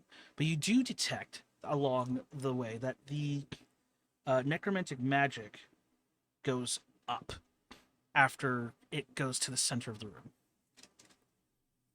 Just up. Up. There's no hole through the ceiling or anything. As far as you can tell, no. It just goes up. I will say for the purposes of the roof is 20 feet up from the floor. Are there do the tracks just end It where seems it that goes up? it seems that the when you guys were observing, it seems that the claw marks were going up the wall from the entrance of the wing and then up to the ceiling. This particular this particular dragging mark just stops in the center, and then the magic trail goes up. All right. Well, little lizard friend, you're gonna go investigate the ceiling there for us, please. All I right, can also do that. Oh, yeah, you can. you know, the guy who can fly. You know, the guy I with mean, wings. yeah, but you're not as magically proficient as my lizard. That's reasonable. I mean, you can still go up, Scorp, if you want. I'm not gonna stop. Yeah, you should go up there as well. Yes. In case you can just like push through the ceiling, like the hole in the wall. Yeah. No, And- Squarb will flap his wings a couple of times and then go up and. Yeah. So Scorb, as soon as you get up there and the skelly lizard kind of scales its way up the wall, you both come to the same conclusion. There is a hatch here. There's a hatch that you can easily open from both inside and outside, and it looks like upon closer inspection you can see it. Like, you couldn't see it from below, you could see it up top here. There are definitely handprints here against the glass that just have not been wiped down. Do we have so world question? Do we have fingerprint technology? Not in the conventional sense, no. Cool. I'll call down to the rest of the party. Whoever it was made way through here. Very clearly. Humanoid hands? Are they? Yes and no. There's a mix. Like, there's definitely humanoid-shaped hands, but then you also can tell that there are some taloned hands in there as well. Cool. Hmm. The only other non-Air Cochrane bird race I can think of is Owlin. There's Kenku too. Oh, Kenku. They can't fly. That's like a really that's big part right. of their lore. They can't fly. I forgot about that part. Normal Kenku can't fly. Yeah. All right. Anyway. I'm gonna throw some rope up to Scorb. Okay. So that if you're gonna go through the hatch and attach it somewhere so we can come up as well. I can do that. Yes. Fair enough. Scorb, you would realize as you open the hatch and you kind of try to find an anchor point to tie it down to, there appears to be some leftover rope just off to the side away from the glass roof that has been left over that is tied to one of the what's it called? Not chimney. No, yes, actually that is the word chimney. Chimney, yeah, it's tied to the chimney. Oh, good. So somebody left some behind for us. I will go ahead and cast that rope down. Mm-hmm. Cool. I guess we'll climb on up. Cool. Just make a basic athletics check for me. One of the skills I'm good at. That's a 16. 15 for me. All right, yeah, you guys more than easily. Guy, I guess you guys have climbed ropes before. I haven't, and that shit's hard. I'm just telling you. Without proper technique, it's sucks. hard. But you guys easily. All you need's a bit of a harness. You know, it's fine. Sure. Yeah. You guys easily climb up the rope with the perfect form, and you get up there easily enough.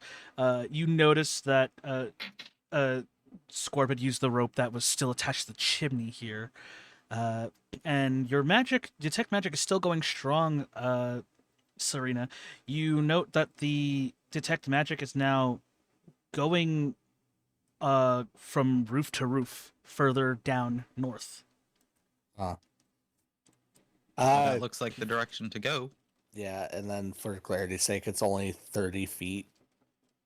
Right, So but I don't know. you can infer from where the roof that you're going to that it's going to the next roof over. That's Gotcha, That's okay. that's within 30 feet. Okay. You're able to like jump across rooftops with that box? Wow. Those are like pretty big boxes. Probably really strong. Oh, and we've determined they're probably avian of some sort, so they might be able to fly as well. Yeah. Or they could be Air Genasi and doing weird flying things. Air Genasi too. don't have talons, right? I guess if Well, it's an I Air mean, they Genasi. could be with an Air Genasi, is what I mean. Yeah.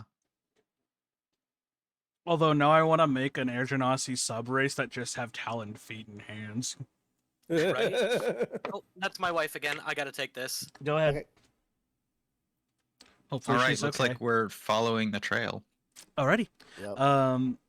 As best we can. How do I want to roll parkour? It's still an athletics check, I'll say. Yeah. Right. So here's the thing. I love the debate about athletics versus acrobatics, right? The problem is Oh that, no. I'm Listen, gonna it's fine. use- It's fine. It's fine. I have another. I've my free bardic inspiration that I can add to that to make it a 13. I was knowing about mine, which was an 8. which was I'm an going eight. to use an inspiration. Alrighty, cool. I will just happily take that for myself. That was a 9. Oof. So you rolled an 8 and then a 9. Yep. I rolled a 13. Okay, and a 13. I'm just going to assume Squarb flies like an Eric Yeah. Cochran, so Yeah. he Yeah. doesn't need to make athletics checks. Alrighty, cool. So I'll just take that inspiration point, and then okay, so a 13 That and was a 9. wasted inspiration point. So- I'm sorry. So you both like so you both Serena, you point in the direction of where you see the trail leading off to, and you and Violet dashes ahead, and she does this perfect like step leap, and then she curls her body enough so that way her legs are moving forward, and then as she lands, she goes heel, ball of her feet, and then tucks and rolls into place, during that perfect recovery roll, and then waits for you to make the jump. You leap, and you sort of flail. You were raised in a desert with Yep. only so much elevation to work with, and Have you seen? What's Have up? you seen the meme of the cat where it's jumping from like the car to the roof? And it Face just first eats into the shit. side. Yeah. Yeah. So I will say make a dexterity saving throw for me, Serena. Oh, good. All right. I'm great at that. That's a 5. Okay. I wish Squarb was here. So Serena, you leap through, and you're like, shit, and then you grab the edge, but you don't have a firm enough grip, and so you begin to fall. Oh, awesome. Oh shit. Can I attempt to grab onto the side of the wall if there's an outcropping? I can drop another rope down. Yeah, just give me one moment here. I need to double check to make sure I'm doing the stats for falling correctly. I believe it's 1d6 per 10 feet. That sounds about right. It sounds right, but I just need to make sure it's right because I don't want to accidentally kill her. Oh, well, I mean, 41 hit points. Okay, so falling is for every 10 feet, you take 1d6 bludgeoning damage. Okay. Okay, so that's not nearly as I'm bad. I'm going to, in this instance, use bonus action Blade Ward. Fair enough. Where's my other d4? Where's my other d6? Ah, there it is. Give myself resistance to bludgeoning. Cool. So, in a bit of a panic, you're like, shit, and you're just trying to scribble in the air a sigil of warding. That's not nearly as bad as it could have been. Like, Okay. honestly, that could have been a hell of a lot worse. Let's see, that is 7 points of bludgeoning damage. That is when I reduce it by half. Okay. That's all right. That's not bad. Could have been way worse. Oh, ow. Yeah, so you land in between the two buildings, taking 70 points of bludgeoning damage, but luckily you were fast enough to scribble the sigil of warding on you to give yourself resistance to bludgeoning damage. You're like, Thank you, racial ability. okay. Get up, brush myself off, and just kind of... So, am I still able to see the trail from the floor? No, you fell 40 feet. Oh, 40. Oh, fuck. That's really not bad for the amount of damage I took then. I rolled 2 ones. Ooh. So, like I said, could have been a lot worse, but... What was I gonna say? Oh yeah, I'll drop a rope down to pick Serena back up. It's 50 feet of rope, so it should be able to reach down it's there. more than enough. Go ahead and roll me a DC 10 athletics check, Serena. That's a 10. My goodness, this pendulum is hating you. Wow. But yeah, so you're still kind of recovering from the shock of falling, and you're like, okay. You just kind of roll your shoulders, pick yourself up. You begin climbing up the rope. So now your vision is back again. It is still going roof to roof as far as you can tell, 30 feet out. Each roof is about 10 to 20 feet in length, and counting the roof that you have. But based on the way the trail of necromantic magic is moving from where you are, you can easily determine that they are going roof to roof. Hey, are you gonna need some help getting across the rest of these roofs? I think that was just bad footing. I think it'll be fine. Yeah, there was like All a right. weird. Yeah, there was like on the roof. There's like the weird little ledge, that's like just high enough to hit your ankles. You know what I mean? Yeah. Mhm. She kind of just like took a bad step when she stepped up on that, where you like used that as a springboard. She used it as a trip. Can I roll a deception check?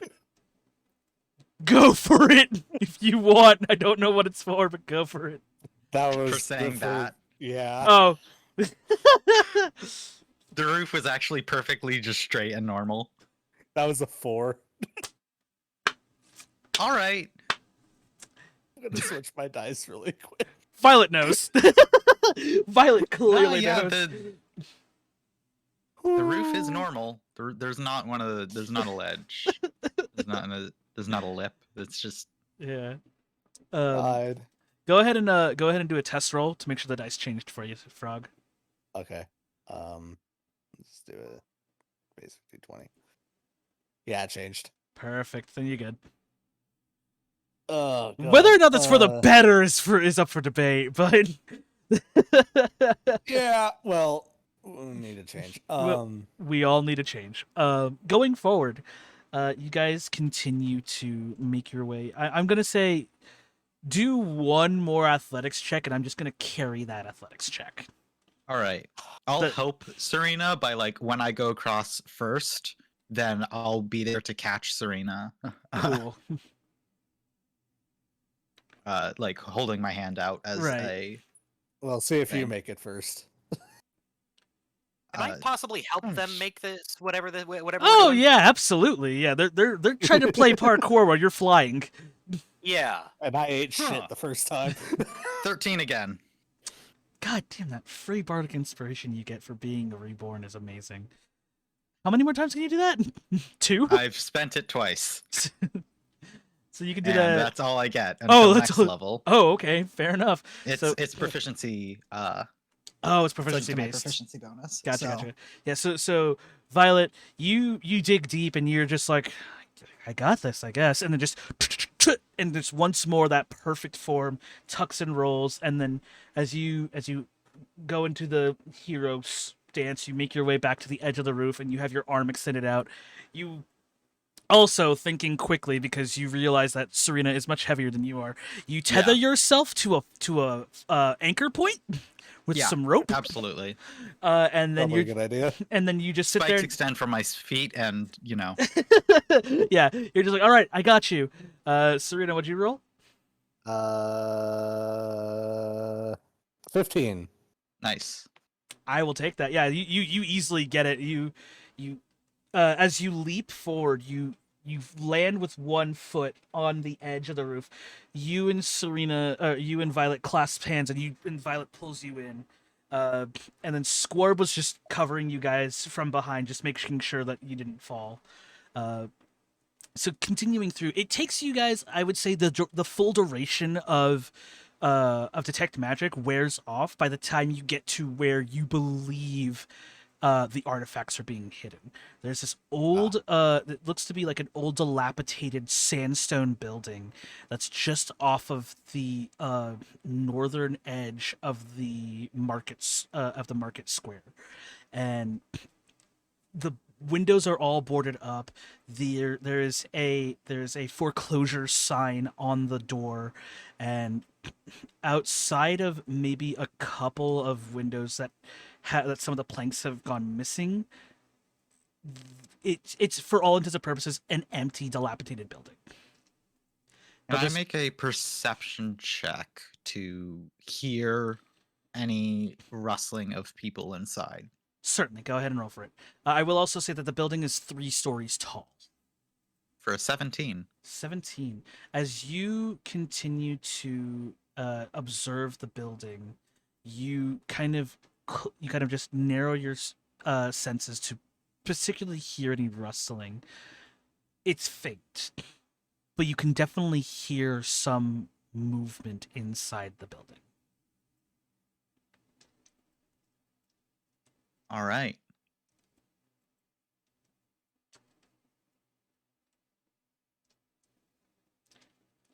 How would you guys like to proceed? Uh, I can take point if need be. Probably the best idea because you can fly. um, are we on top? Sorry, are we on top of the Yeah, building? I or- think we're on top, right? Yeah, you guys are. So by the time Detect Magic ends, the trail led into the building, and you guys Okay. are just on the next building over. You guys will just carry your athletics checks to the building if you would like to go from Great. the roof. Okay. Yes. Is there a balcony that we could maybe drop onto? There isn't a balcony, but there is what looks to be a clothesline that you guys can climb across that connects the two buildings. Now, clothesline sounds a bit more like acrobatics than athletics. It is, I'm but you can still try to okay at parkour your acrobatics. way over there. I'm going to have to parkour. All right. Yeah, let's go over. Okay. Okay. How would you guys like to proceed? Scorp can fly. He's immune to Scorp's this good. challenge. Scorb, Scorb, what is your carrying capacity? I'm fairly light. Most of my blood is gone. Let me Actually, all of double-check. it. So I'm pretty Uh, light. I also don't have a whole lot of. I can carry up to like- 255 pounds, no problem. I don't know how heavy I am. Well, if you take all of your equipment as I'm 134 apparently. And I'm only currently carrying 55. yeah, What am I man. carrying? I'm currently carrying about 40. You're not gonna carry me. I am 400 pounds right now. So I total Serena- 170. I total 174 if I drop my backpack. Serena is 400 pounds of pure woman. So yeah, I'm 170 if I drop my backpack. Okay. Yeah, no, I can carry you, no problem. Great. You want to bring me in? Yeah, no problem. Serena, you deal with it. Yep. Another athletics check. So, okay, so here's the thing. I can make an argument for both depending on how you want to scale the clothing line. You can No, either... athletics is how I want to do. Okay. For the future, let me point this out for the rest of you. You could use it as a tightrope, and that would be an acrobatics. Or you can use it as a climbing rope, in which case you're basically monkey bar swinging, fist to fist over yourself to get over that way, and that would be an athletics check. Okay. It's purely a difference on whether or not you're trying to maintain balance or maintain grip. If you want to do an athletics check, be my guest. It's athletics check because that's +4 and not +1.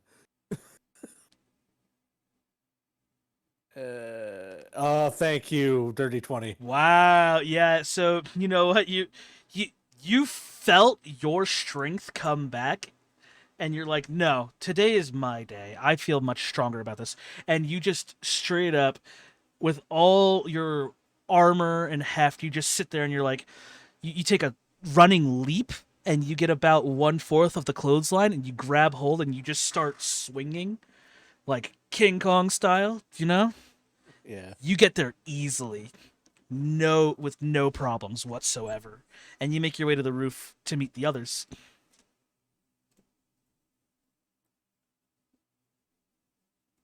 Ah, All right. Well- Well, I left my backpack over on the other roof, so we'll have to grab that on the way back, but otherwise we're fine.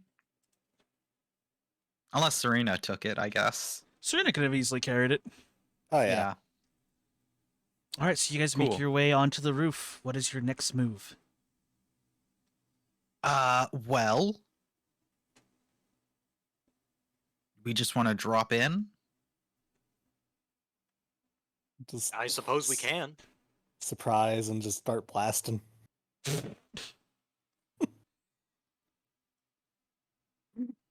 So anyway, I yeah. started blasting. It's just a round of Rainbow Six Siege. They just start blasting every entry point to get to the objective, and they don't even know where the objective is.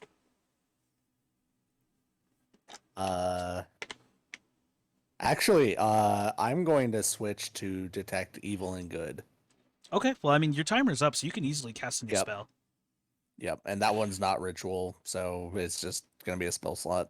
Okay, Once again, 10 minutes, 30 feet, and then you know what it does. okay. I would say immediately beneath you, detect undead. Ah, good. There are undead right beneath us. Undead? Great. Mm-hmm. Wait a minute, you're not supposed to say good to them. Oh, that'll be fine. We're equipped now. Why is it that when Serena said it, it sounded like a threat? It may very well be. Fair enough. We're undead hunters. Oh, God. At least for the time being. I've been itching to use a very powerful guiding bolt after last time, so Okay. Oh, I feel so bad about these creatures that are about to get destroyed. You're the is one who there- gave us the tools to absolutely wreck You- them this time. You've made a very clear you made a very clear case as to what you were able to do. You knew exactly what you needed. I simply allowed it to happen because it made the most sense and because it's too cool to forgive. It's too cool to say no to. All right? Well, I Alright. appreciate that. If nothing I'm else if nothing else, I have nothing but respect for my players for going the extra mile and using their backgrounds to their advantage. I'm also pressing the button to. Oh armor up. yeah. To do what? I'm pressing the button to armor up. Yeah. Oh, Serena's armored okay, up. okay, cool. So yeah, so you've hit the button and then just the sound of shifting stones being forged into place create your armor. So now you have your shield stone armor activated. Perfect. Is there line of sight from where we are? By the way, like, is there like a drop-in window or something? With your passives, yeah, there's a hatch. All right, let's head in. There's a Well- dilapidated wooden hatch door you can open. Can we quietly open the door and see if we can see, like, get eye contact with one of the undead creatures? That's entirely dependent on how stealthy you are, so roll a stealth check. All of us. If you guys would like to do this together, if you're just wanting one person, I will allow a group stealth check. My thinking Sure. here- My thinking here is that we should descend on them very quickly and just dispatch them as immediately as possible. Yeah, we should do it as a group. Okay. Okay.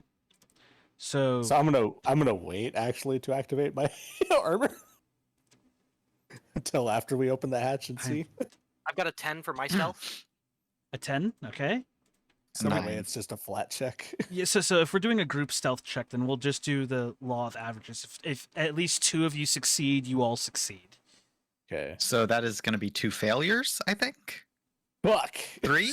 So a 3 and a 6? 3, No. 6, no, not a 3. 9, 10, and 6. Okay. So that is 2 failures. Yes. Do, Dang. do, 10 was a activate success. armor. 10 was the They're undead. success. They're undead. They don't really have that much to go for. They're not exactly the most aware on typing. But you guys, yeah, That's sad. I have proficiency in stealth. Fucked You're- up. you're built different, literally. So you guys look at each other. You give each other the nod, saying, "We go in fast, and we go in stealthily." Or at least And then- hard. And then you go, you go in fast, hard, and stealthily. And then Serena just slams open the hatch. Yeah, that sounds about Whoops. right. And then you three descend into the darkness. Cool. Well, we Sounds have like the continual flame torch going. Yeah. Roll initiative. Okay. You got it, bud. 7. I am 16. just not rolling well today. To do. That's a 5. Ah! Oh no! I got a 16. Okay, so I did pretty good. All right, so that's fantastic to hear. The heavy undead hitter is going last. Oh my god, I gotta write this down. That shit's funny. Alrighty, so You've got to write it down because it's initiative, not because it's funny. both? I could do Both is good. I could do both. Okay, so if I remember correctly, woo, that's much more lead than I need. Thank you. All right, Violet, what'd you get? You said you had the highest. 16. 16. Okay. So then, out of the three of you, who had the second highest? That would be Squarb at 7. Scorpion 7. And then Serena, you had I had 5.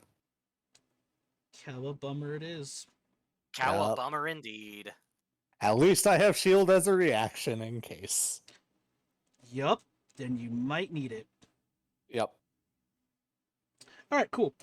Violet, you will go first. As you descend down, you are in a room full of skeletons. Skeletons? Skeletons. Yeah. There Sorry, are. I love skeletons. Remind me, I would know this. Skeletons, do they have any sort of resistance to necrotic damage? You would know this, and you would note that these particular skeletons do not have resistance to necrotic. How many, and are they within 10 feet of me? There are 8 in this room, and at least 3 of them are within 10 feet of you. Is there a way I can get as many of them within 10 feet of me as possible? You can hold your turn and try to live through an onslaught. Hmm.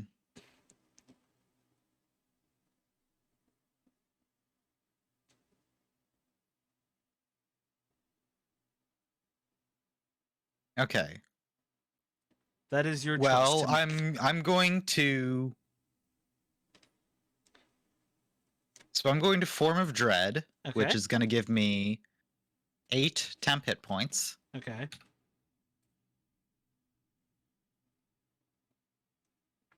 And How far is that? Oh wait, is fear effect only when you hit them?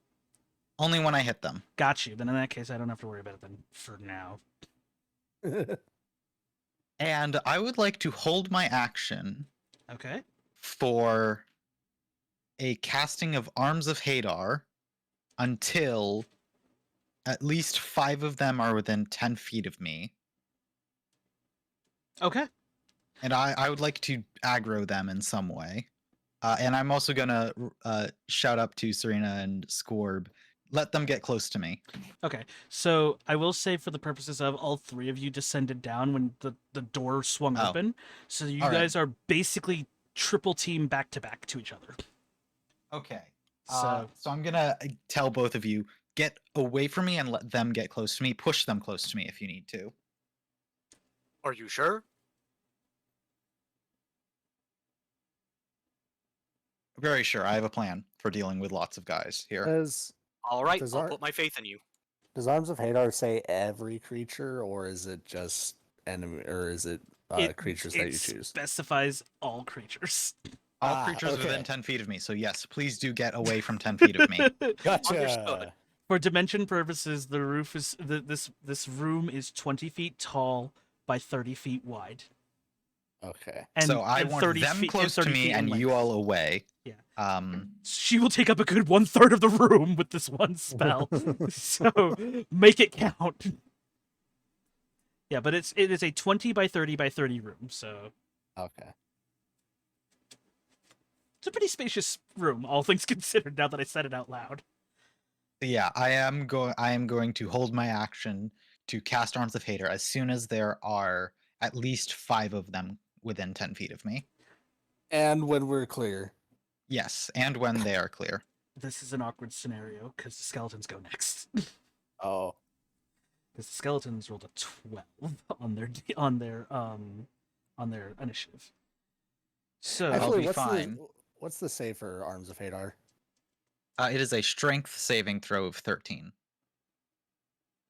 However, you take half damage on a successful save, so.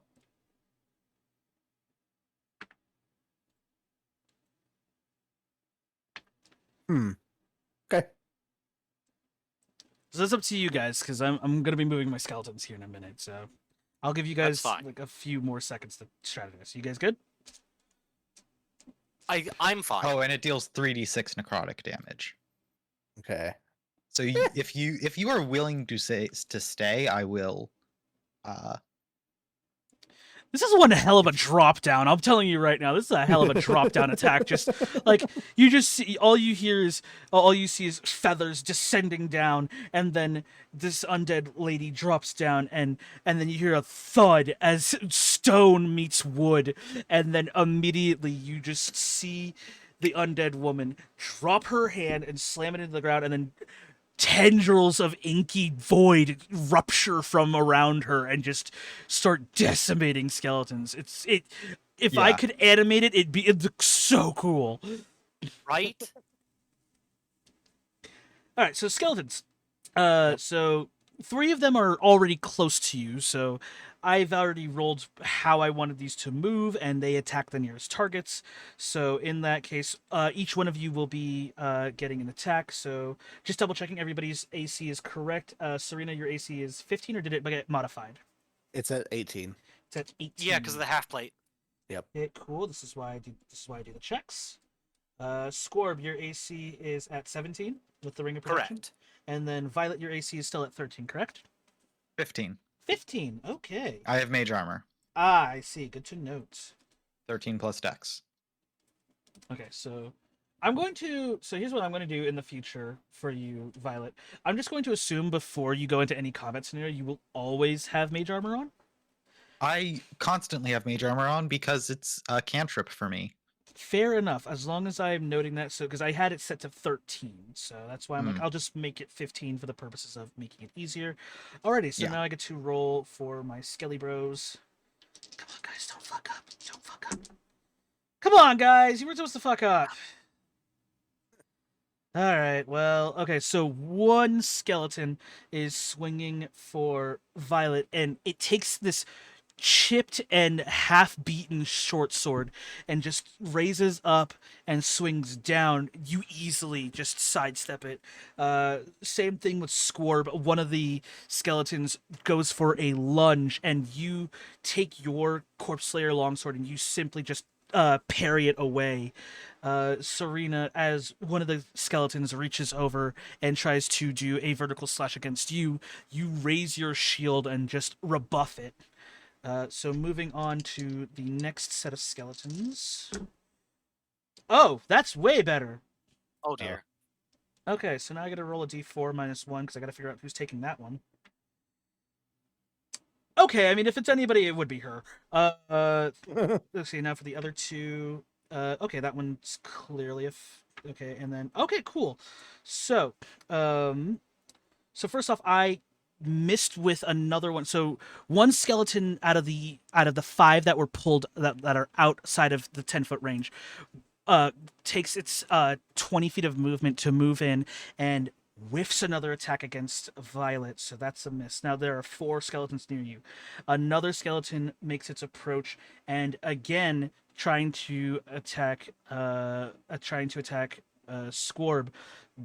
You once again, still in the midst of your spinning flourish from the parry, you see another skeleton, and easily in one motion you rotate your blade going up and down and just collide the blade and push it away from you before it even has a chance to strike you, before returning to the ready position. That attack also Rat. misses. However, Serena, because of the wide swing that you take you leave yourself exposed just long enough for a fifth skeleton to come into position and get a critical strike on you. Okay, so she won't do Oh. shit. All right. Yeah. You would get hit with the crit, So that will be Like the only thing that will hit. right? you will take 5 points of slashing damage. That's it. Oh, that's not too bad. It's a skeleton with a busted short sword. Serena frowns These with poor little disappointment. guys. Like they don't It's just like a little fella. it's just a little We're guy. able to sell much better ones. Yeah, it's just a little guy. I will. I mean, yes. I will say right now because These you are set up. obviously not dead These are and used labor skeletons. brand skeletons.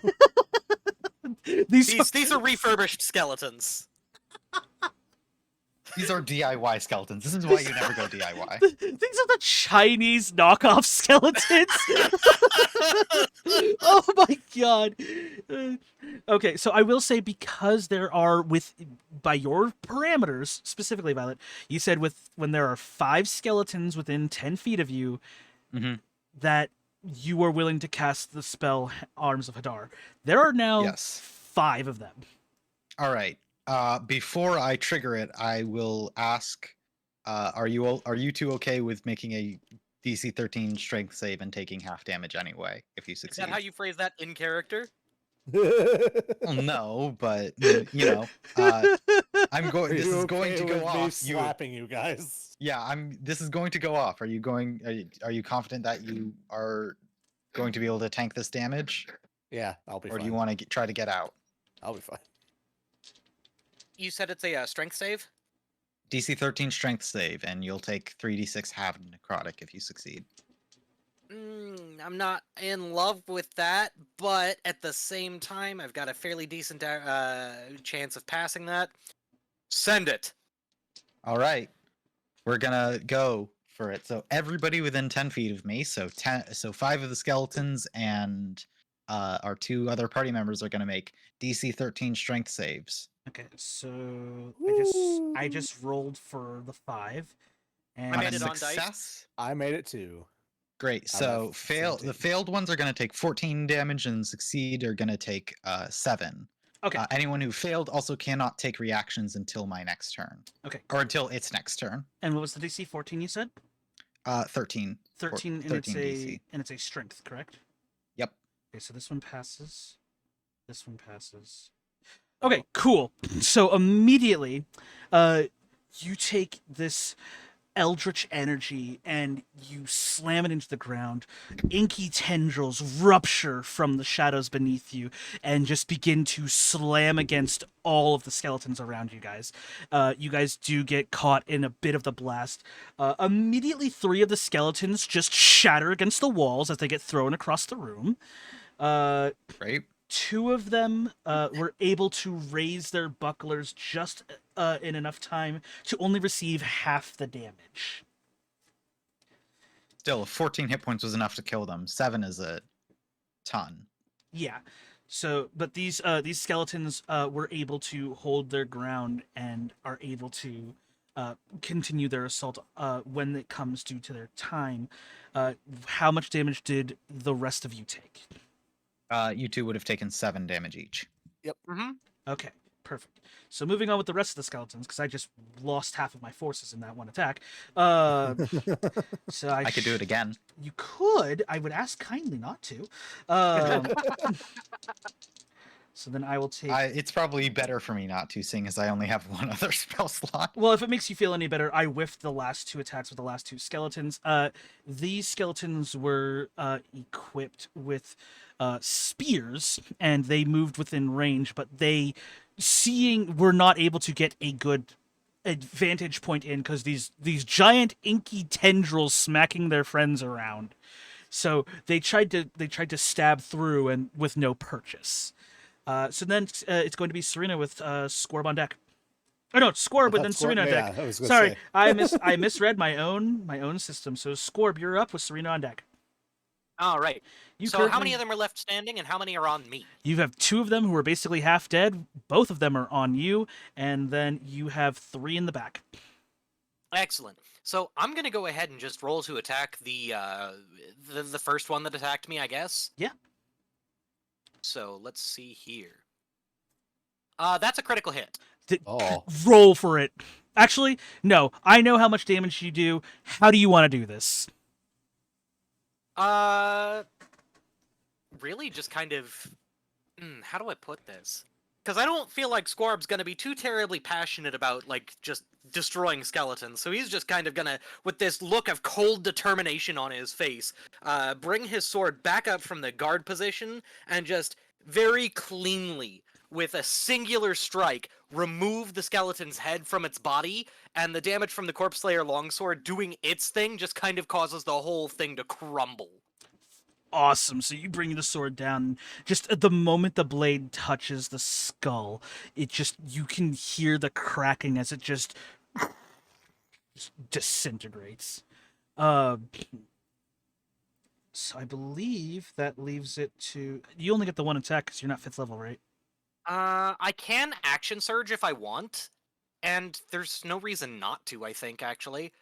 So, wait, do I have action surge? I do. You do. So I'm gonna go ahead and use my action surge to attack the other skeleton. Go for it. Okay. Does an 11 hit? 11 will not hit. So as you come back from that mighty cleave, you shift your attention, you bring it up, and the skeleton still had its buckler still raised up, and not realizing it, you just sort of glance against the buckler before returning back to your ready position. I'll quietly mutter to myself, damn it. I overextended in that first swing. Alright, Serena, it's all on you. All right, Serena, you're up next. You got one guy next to you and then 3 guys in the back. Okay, I am going to cast Spiritual Weapon as a bonus action. Okay. And it will attack one of the guys in the back. Is your spiritual weapon still in the form of a vulture? Yes, it is. Fuck. All right. That's That's still cool in my opinion. Yeah, it is. Right? That's super cool. So it's gonna be +5 to hit. A 21 to hit. Yeah, that'll That hit. probably, yeah. 1d8 +3. That was a 4. God damn it. So 4 damage. 4 total? Yep, I rolled a 1. Okay. Oh. So you summon the you summon the avatar of Solneus, the vulture god, and it swoops through and it collides with one of the skeletons that causes it to just take a step back before returning into its ready position to try to stab you with a spear once more. The one next to me, I'm gonna swing at. Okay, go ahead. For 16 to hit. That'll hit. Roll for damage. That's 9 on the base damage. How do and you want to do then- this? Okay, I knock its head into one of the other skeletons. Yeah, so as you Baseball. I will say in this instance, Serena, as you find purchase with the mace, you feel like the skeleton is a lot softer than you anticipated as you just slug the skull across the room into its body.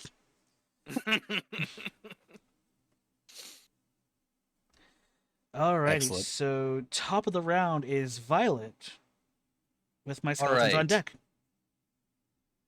Well, You have, if I'm counting correctly, you took out 3 of mine. They took out the other 2, so you have 3 left.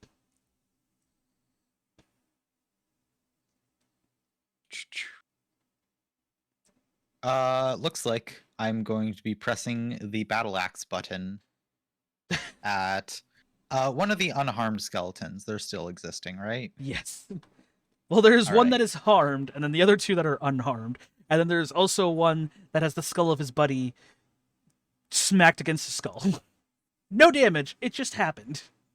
All right. I'll go with one of the unharmed ones because I think I can deal more damage Okay. that way. So that's gonna be a 12 to hit. That does not hit, regretfully. Ah, So you summon your packed battle axe and you go for a swing. And Well, actually, I'm using the Corpse Slayer battle axe. oh, you're using the Corpse Slayer battle, even better. Yeah. So you rush in with the Corpse Slayer battle axe, and you just take a slight. You underestimated the distance that you needed, and so when you stopped to swing, you were just a little off. That's all it was. You do have a bonus action if you can use it for anything.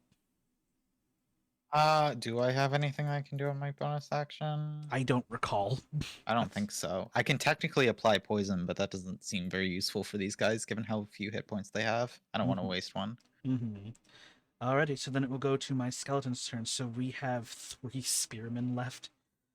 Okay, let me just roll for these guys. Oh, real did the guys who I hit but didn't kill make wisdom saving throws against being frightened? They were killed the next turn by Scorb and Serena. Oh, all right. So it didn't really matter. It really made little difference. Fair enough. But I can tell you The right main now. thing for Form of Dread would have been the temp HP anyway. So. Yeah. Oh, okay. So I gotta remember to keep you in play, my die. Okay, so that is okay. So that's going to that one. That is going to that one, and this one is fascinating. All right, cool. All right, so in this order, Violet, the one that you swung and whiffed at, it's going to take this opportunity. It lunges to stab you, but you are just lower to the ground than where its stabbing point, or where the spear point is. So you narrowly dodge the spear point as it retracts. Honestly, yeah, pathetic, really. yes, fair. But then immediately, Scorb returning into your defensive posture, you see 2 spears coming your way. You narrowly avoid one of them by parrying it, but you're not quite fast enough to parry the second one, which is also a critical hit. Oh God. Oh, shoot! So, double checking to make sure that I am not using the wrong dice, because it's my favorite weapon. Spears, man. Okay, good. I was right. Okay, so I didn't misremember that. You'll be taking whoopsie. So that is 16. 10 piercing damage. Oh, that's okay. That's not too bad.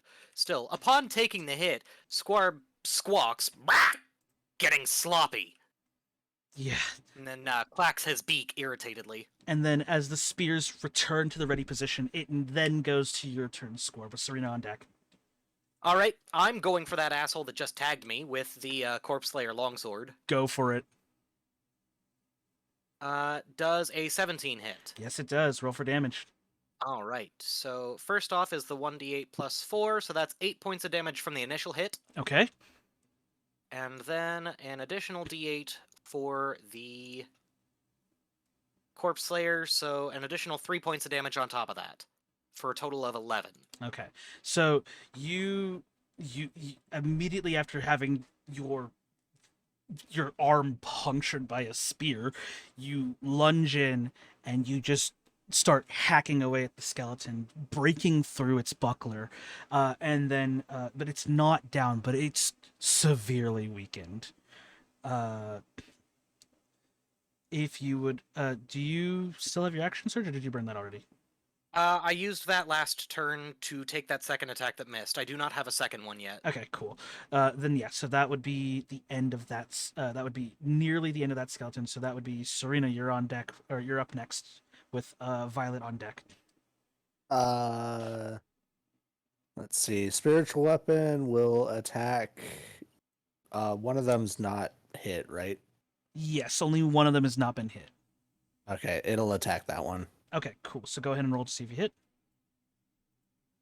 Yeah, that's an 11. So probably That not. will not hit, sadly, no. As your vulture circles back around to harry another unharmed skeleton, the skeleton raises its shield and then begins to slowly swing away the vulture spirit. And then I have a question. Go for it. Can I move in a way to get all of them within 5 feet of me? They are just far enough away where you can only get 2 of them within 5 feet of you, and the other one is where Violet is. I'll take the 2 then, Go for it. and I'll use Word of Radiance. They have to make a 13 con save. Okay. Okay, so the one that stabbed Scorb immediately eviscerates in a blinding light. And then how much damage does Word of Radiance do on a save? It does nothing on a save. Okay, so then the unarmed skeleton or the unharmed skeleton is the one that was able to protect itself against your Word of Radiance. Okay. So you whisper a word of radiance, and your shield creates a blinding light that just sears the skeletons. Though the one that you tried to harry with the vulture wasn't able to be affected by it. The one that Squarb was going to town on immediately just evaporates. Nice. So there's 2 skeletons left. Violet, you're up. All right. Looks like I'm trying to hit my guy again. I don't know if I have anything else interesting to do at this point. Yeah, no. All right.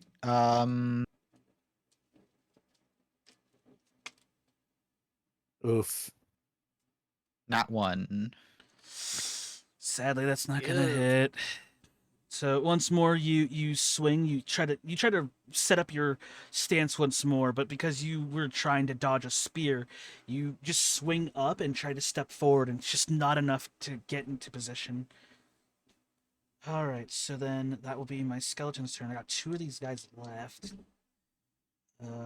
Wow, cool, awesome. Glad to see that you guys are doing God's work. So Both missed. both whiff. As one skeleton, the one that's next to Violet, sits there and like steps back to avoid the axe swing. It's going for a downward stab like a spear fisherman would, but in doing so, it embeds the end of it embeds the spearhead into the decaying wood underneath before raising it back up and returning to its readied stance because Violet just using the momentum of the axe, she's taking her weight with the axe head and spinning out of the way. Then the one next So- to I think it's funny. Violet is criticizing these skeletons for how badly they're designed, but if we take a outside view, there are two skeletons failing to hit each other. and thus the undead struggle continues. And then Or two the- undead, whatever Violet is. and then the Cool. other skeleton that is now next to Serena tries to return to position and readies another stab and just no. Once again, she actually takes her new stone shield or shield stone gauntlet and just raises it raises it right between her chest and the spear just deflects off of off her arm. Nice.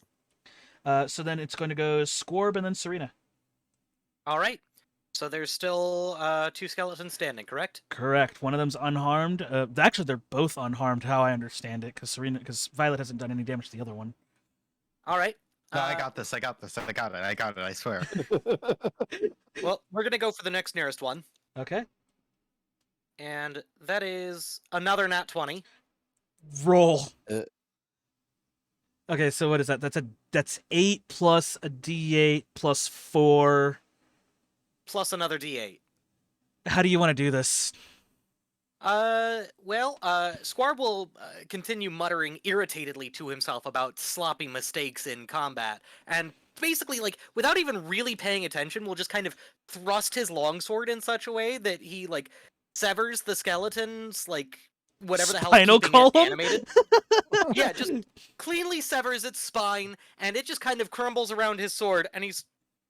Huh. Not as sloppy as I thought I was doing. Mhm. Okay, maybe we can do this without getting hit again. And he just kind of clacks his beak, still very clearly irritated. Right. Yeah, as you do so, as you just like stab through, you then just swipe the sword, and as you're mumbling, grumbling to yourself, this skeleton just topples clean in half. No more animated soul that's inside of it, just collapses. Also, Oh. as it collapses, Squarb nods in an appreciative manner. Mm-hmm. As Squarb does. Alrighty, so then that will be Serena. You have one skeleton left. Do you leave it to Violet? Serena, I've got this. I've got it. I swear, I've got it. I've got it. I've got it. No problem. It's no problem at all. It's dealt with. It's dealt with.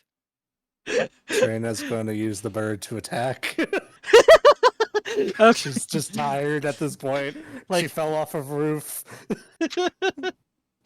That is some wine mom energy. Right? Go for it. Roll. 14 to hit. That will definitely hit. Go ahead and roll for damage. 6 damage total. All right, cool. So your vulture, you raise your arm and it latches onto your forearm before you point in the direction and you send it off to strike at the final remaining skeleton.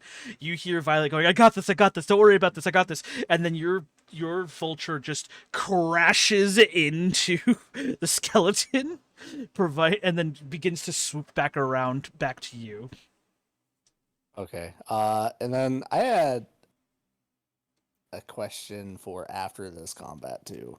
How long does a short rest take?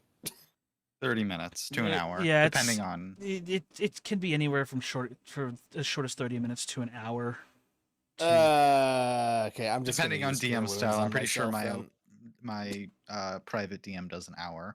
Yeah, like it really just depends on the setting. So Okay. Mhm. I'm gonna use cure wounds on myself then. okay,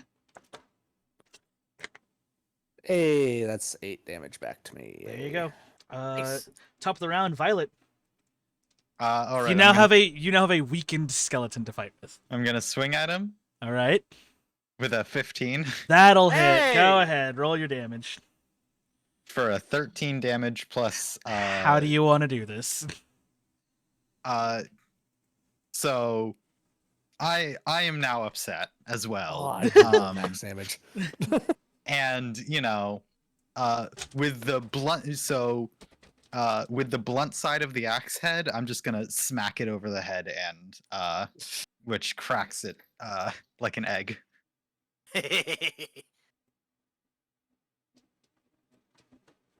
You don't see it, but you feel it. Your skelly lizard nods in approval. I could have dealt with it. I was fine. Oh yes, I but had that's it, why I we're had it. here. Well, I know you did. It's all right. well, with that, Nobody's accusing you of failing. I mean, with that, combat is over. Speaking All right, let's of- go downstairs. I was gonna say at this point I actually have to dip.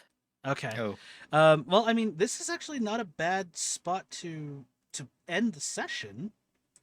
But that's completely up to you two ladies. Would you like to keep going a little bit longer with just the two of you, or would you rather wait till we return? I would let. Are there more people downstairs? Serena, make a concentration check for me. DC 10. Oh, fuck, right. I get that with advantage.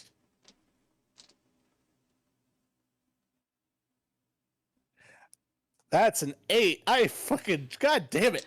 Serena has With no advantage? idea. That was with advantage. I rolled a 1 and a 5. Ugh. Serena has I'm going- no idea. I'm going to peek my head down the stairs. Okay. Roll a perception check. That's an unnatural 20. You don't see anything, but you hear things. All right. Like more combat. Potentially, yes. All right, If in you guys are that going as case- loud as you are, then yes, potentially more combat for sure. In that case, I think we'll end. I don't think we can do more combat. Okay. Yeah. Then in that case, we'll have to we're gonna have to put an extended pause on this. I spoke with Frog and with Scorp. Well, actually, I don't think I spoke to this with you, Rune. So given that the last 2 weeks are literally the week of and the week after and the weekend after Christmas, I'll leave it up to you guys. But personally, I was gonna take a break from Dungeons and Dragons to allow you guys to effectively celebrate the holidays for the next couple of weeks, and then we would just come back after the New Year's if that was okay with you guys. Oh, Well, I I didn't mean- realize it was Christmas Day. Yeah. Here locally, we're planning a get together that weekend. But hang on, let me double check my calendar here. I can do the 18th, but probably not Christmas Day. Right. Yeah, I can do the 18th, but not Christmas Day. Okay. And I think if I understand correctly, Frog, you're working both, aren't you? I'm working the 25th. Okay. Oof. So I'm sorry, pal. It's Okay. all right. So here's the thing.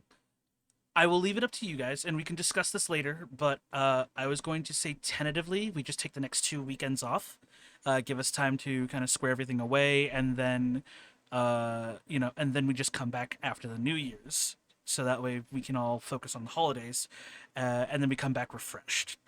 Yeah. All right. So with that, then I think that was an amazing session. All things around, you guys used a lot of great tools at your disposal. Again, Squarb, thank you so much for using the Skada Audine as much as you have That's what been. you're there for.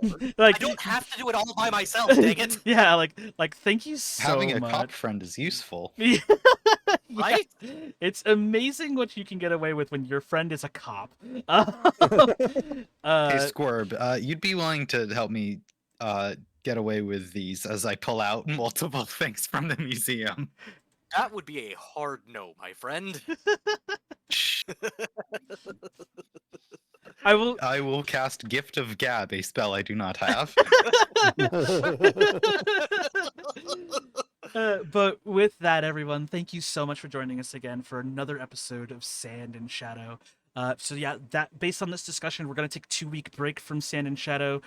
We will be back after New Year's, but don't worry, I will still be streaming on Sundays. We'll just be doing something not D&D related, or maybe we will. Maybe we'll talk about things like homebrew, or maybe we can build a character together. We'll figure that out as I go Yeah, along. have you done your Gidio? If absolutely nothing else, if you Have guys... you done your Slime Tuber episode of making I Tuber haven't because I haven't D&D been able to buy characters? the book. You haven't? and- I own it. If Yeah. you guys want, Person. I'm more than happy I to don't run own it on- a one-shot of Thirsty Sword Lesbians or something like that. I know that Mafia had expressed some trepidation. I would like to say, despite the title, it is not necessarily about thirst in that manner. That So, you know. will that's up for debate. We'll discuss that off stream. Yeah, But for sure. now, Sand and Shadow will be taking a 2 week break for the holidays, guys. Thank you guys so much again for joining us today. I'm actually going to be continuing streaming later on. But for now, we're going to just go on break, and then we're going to be shifting over to a different game for me. Is there anything that you three are doing within this week that you want to promote yourselves on before I go on break? Well, Sure. You go first. I'm streaming in about 45 minutes. My Blind Inscription playthrough. Yeah. So that's at 8 p.m. EST. Yeah. My Happy Behind broadcasts every Monday, Wednesday, and Friday, starting at 6 p.m. Pacific Standard Time. Fridays are my anime day, so we dedicate that to JRPGs and talking about like how my Japanese lessons are going and stuff like that. Other than that, Monday and Wednesday are my variety days. You'll typically catch me playing RimWorld or whatever my community has said that they would like for me to play that day. What about you, Frog? Every Friday, more or less, me, Seaweaver, and Snowfer play Divinity Original Sin 2. Oh, I love that. I should catch that. It's such a fun It's- game, dude. Oh yeah, You- no, I've played through it myself. I want to watch you guys play it. Yeah. It's going great. We did have to lower the difficulty a little. I mean, We were- yeah, because the we were on default classic difficulty of mode. Divinity is hard. Yeah, it was ridiculous. And we're Dude. just like, can we do that? The game's way Stats. cheaper than I thought it was. Yeah, no, It- you wind up with dead party members. Oh, Really it's on easily sale right now. difficult too. It's like $15 right now. Holy Shoot, holy if recommend y'all it. if y'all want to do like Divinity next week instead of D&D for everybody who's available, I'm down. I'd be down to do that. Yeah, we could set up a Divinity fun. stream day Hell for yeah. Sunday. Because I need to re-download Let it. me but yeah. see how much money I have and if I'm willing to spend $15 impulsively. I also just realized I forgot I have plans immediately after stream, so I will not be streaming Oh. further today. It's Have done that. yeah, it's the personal stuff that we do post stream Frog. So stuff that I completely spaced on. So yeah, so actually Yeah, that's all right. I rescind my previous statement. But It's anyways, a bit too short, or it's a bit not long enough for me to start streaming and have you raid me to wait for 45 minutes. right. So So I think for the time being, then we're just gonna cut it off here. Thank you guys once again for the third time in a row for stopping by. We love you. Happy holidays. Make sure you guys stay hydrated, get well rested, eat a good meal, be good to each other, and remember, we love you. Till next time. bye. Stay safe, everybody. Have a good night. Bye.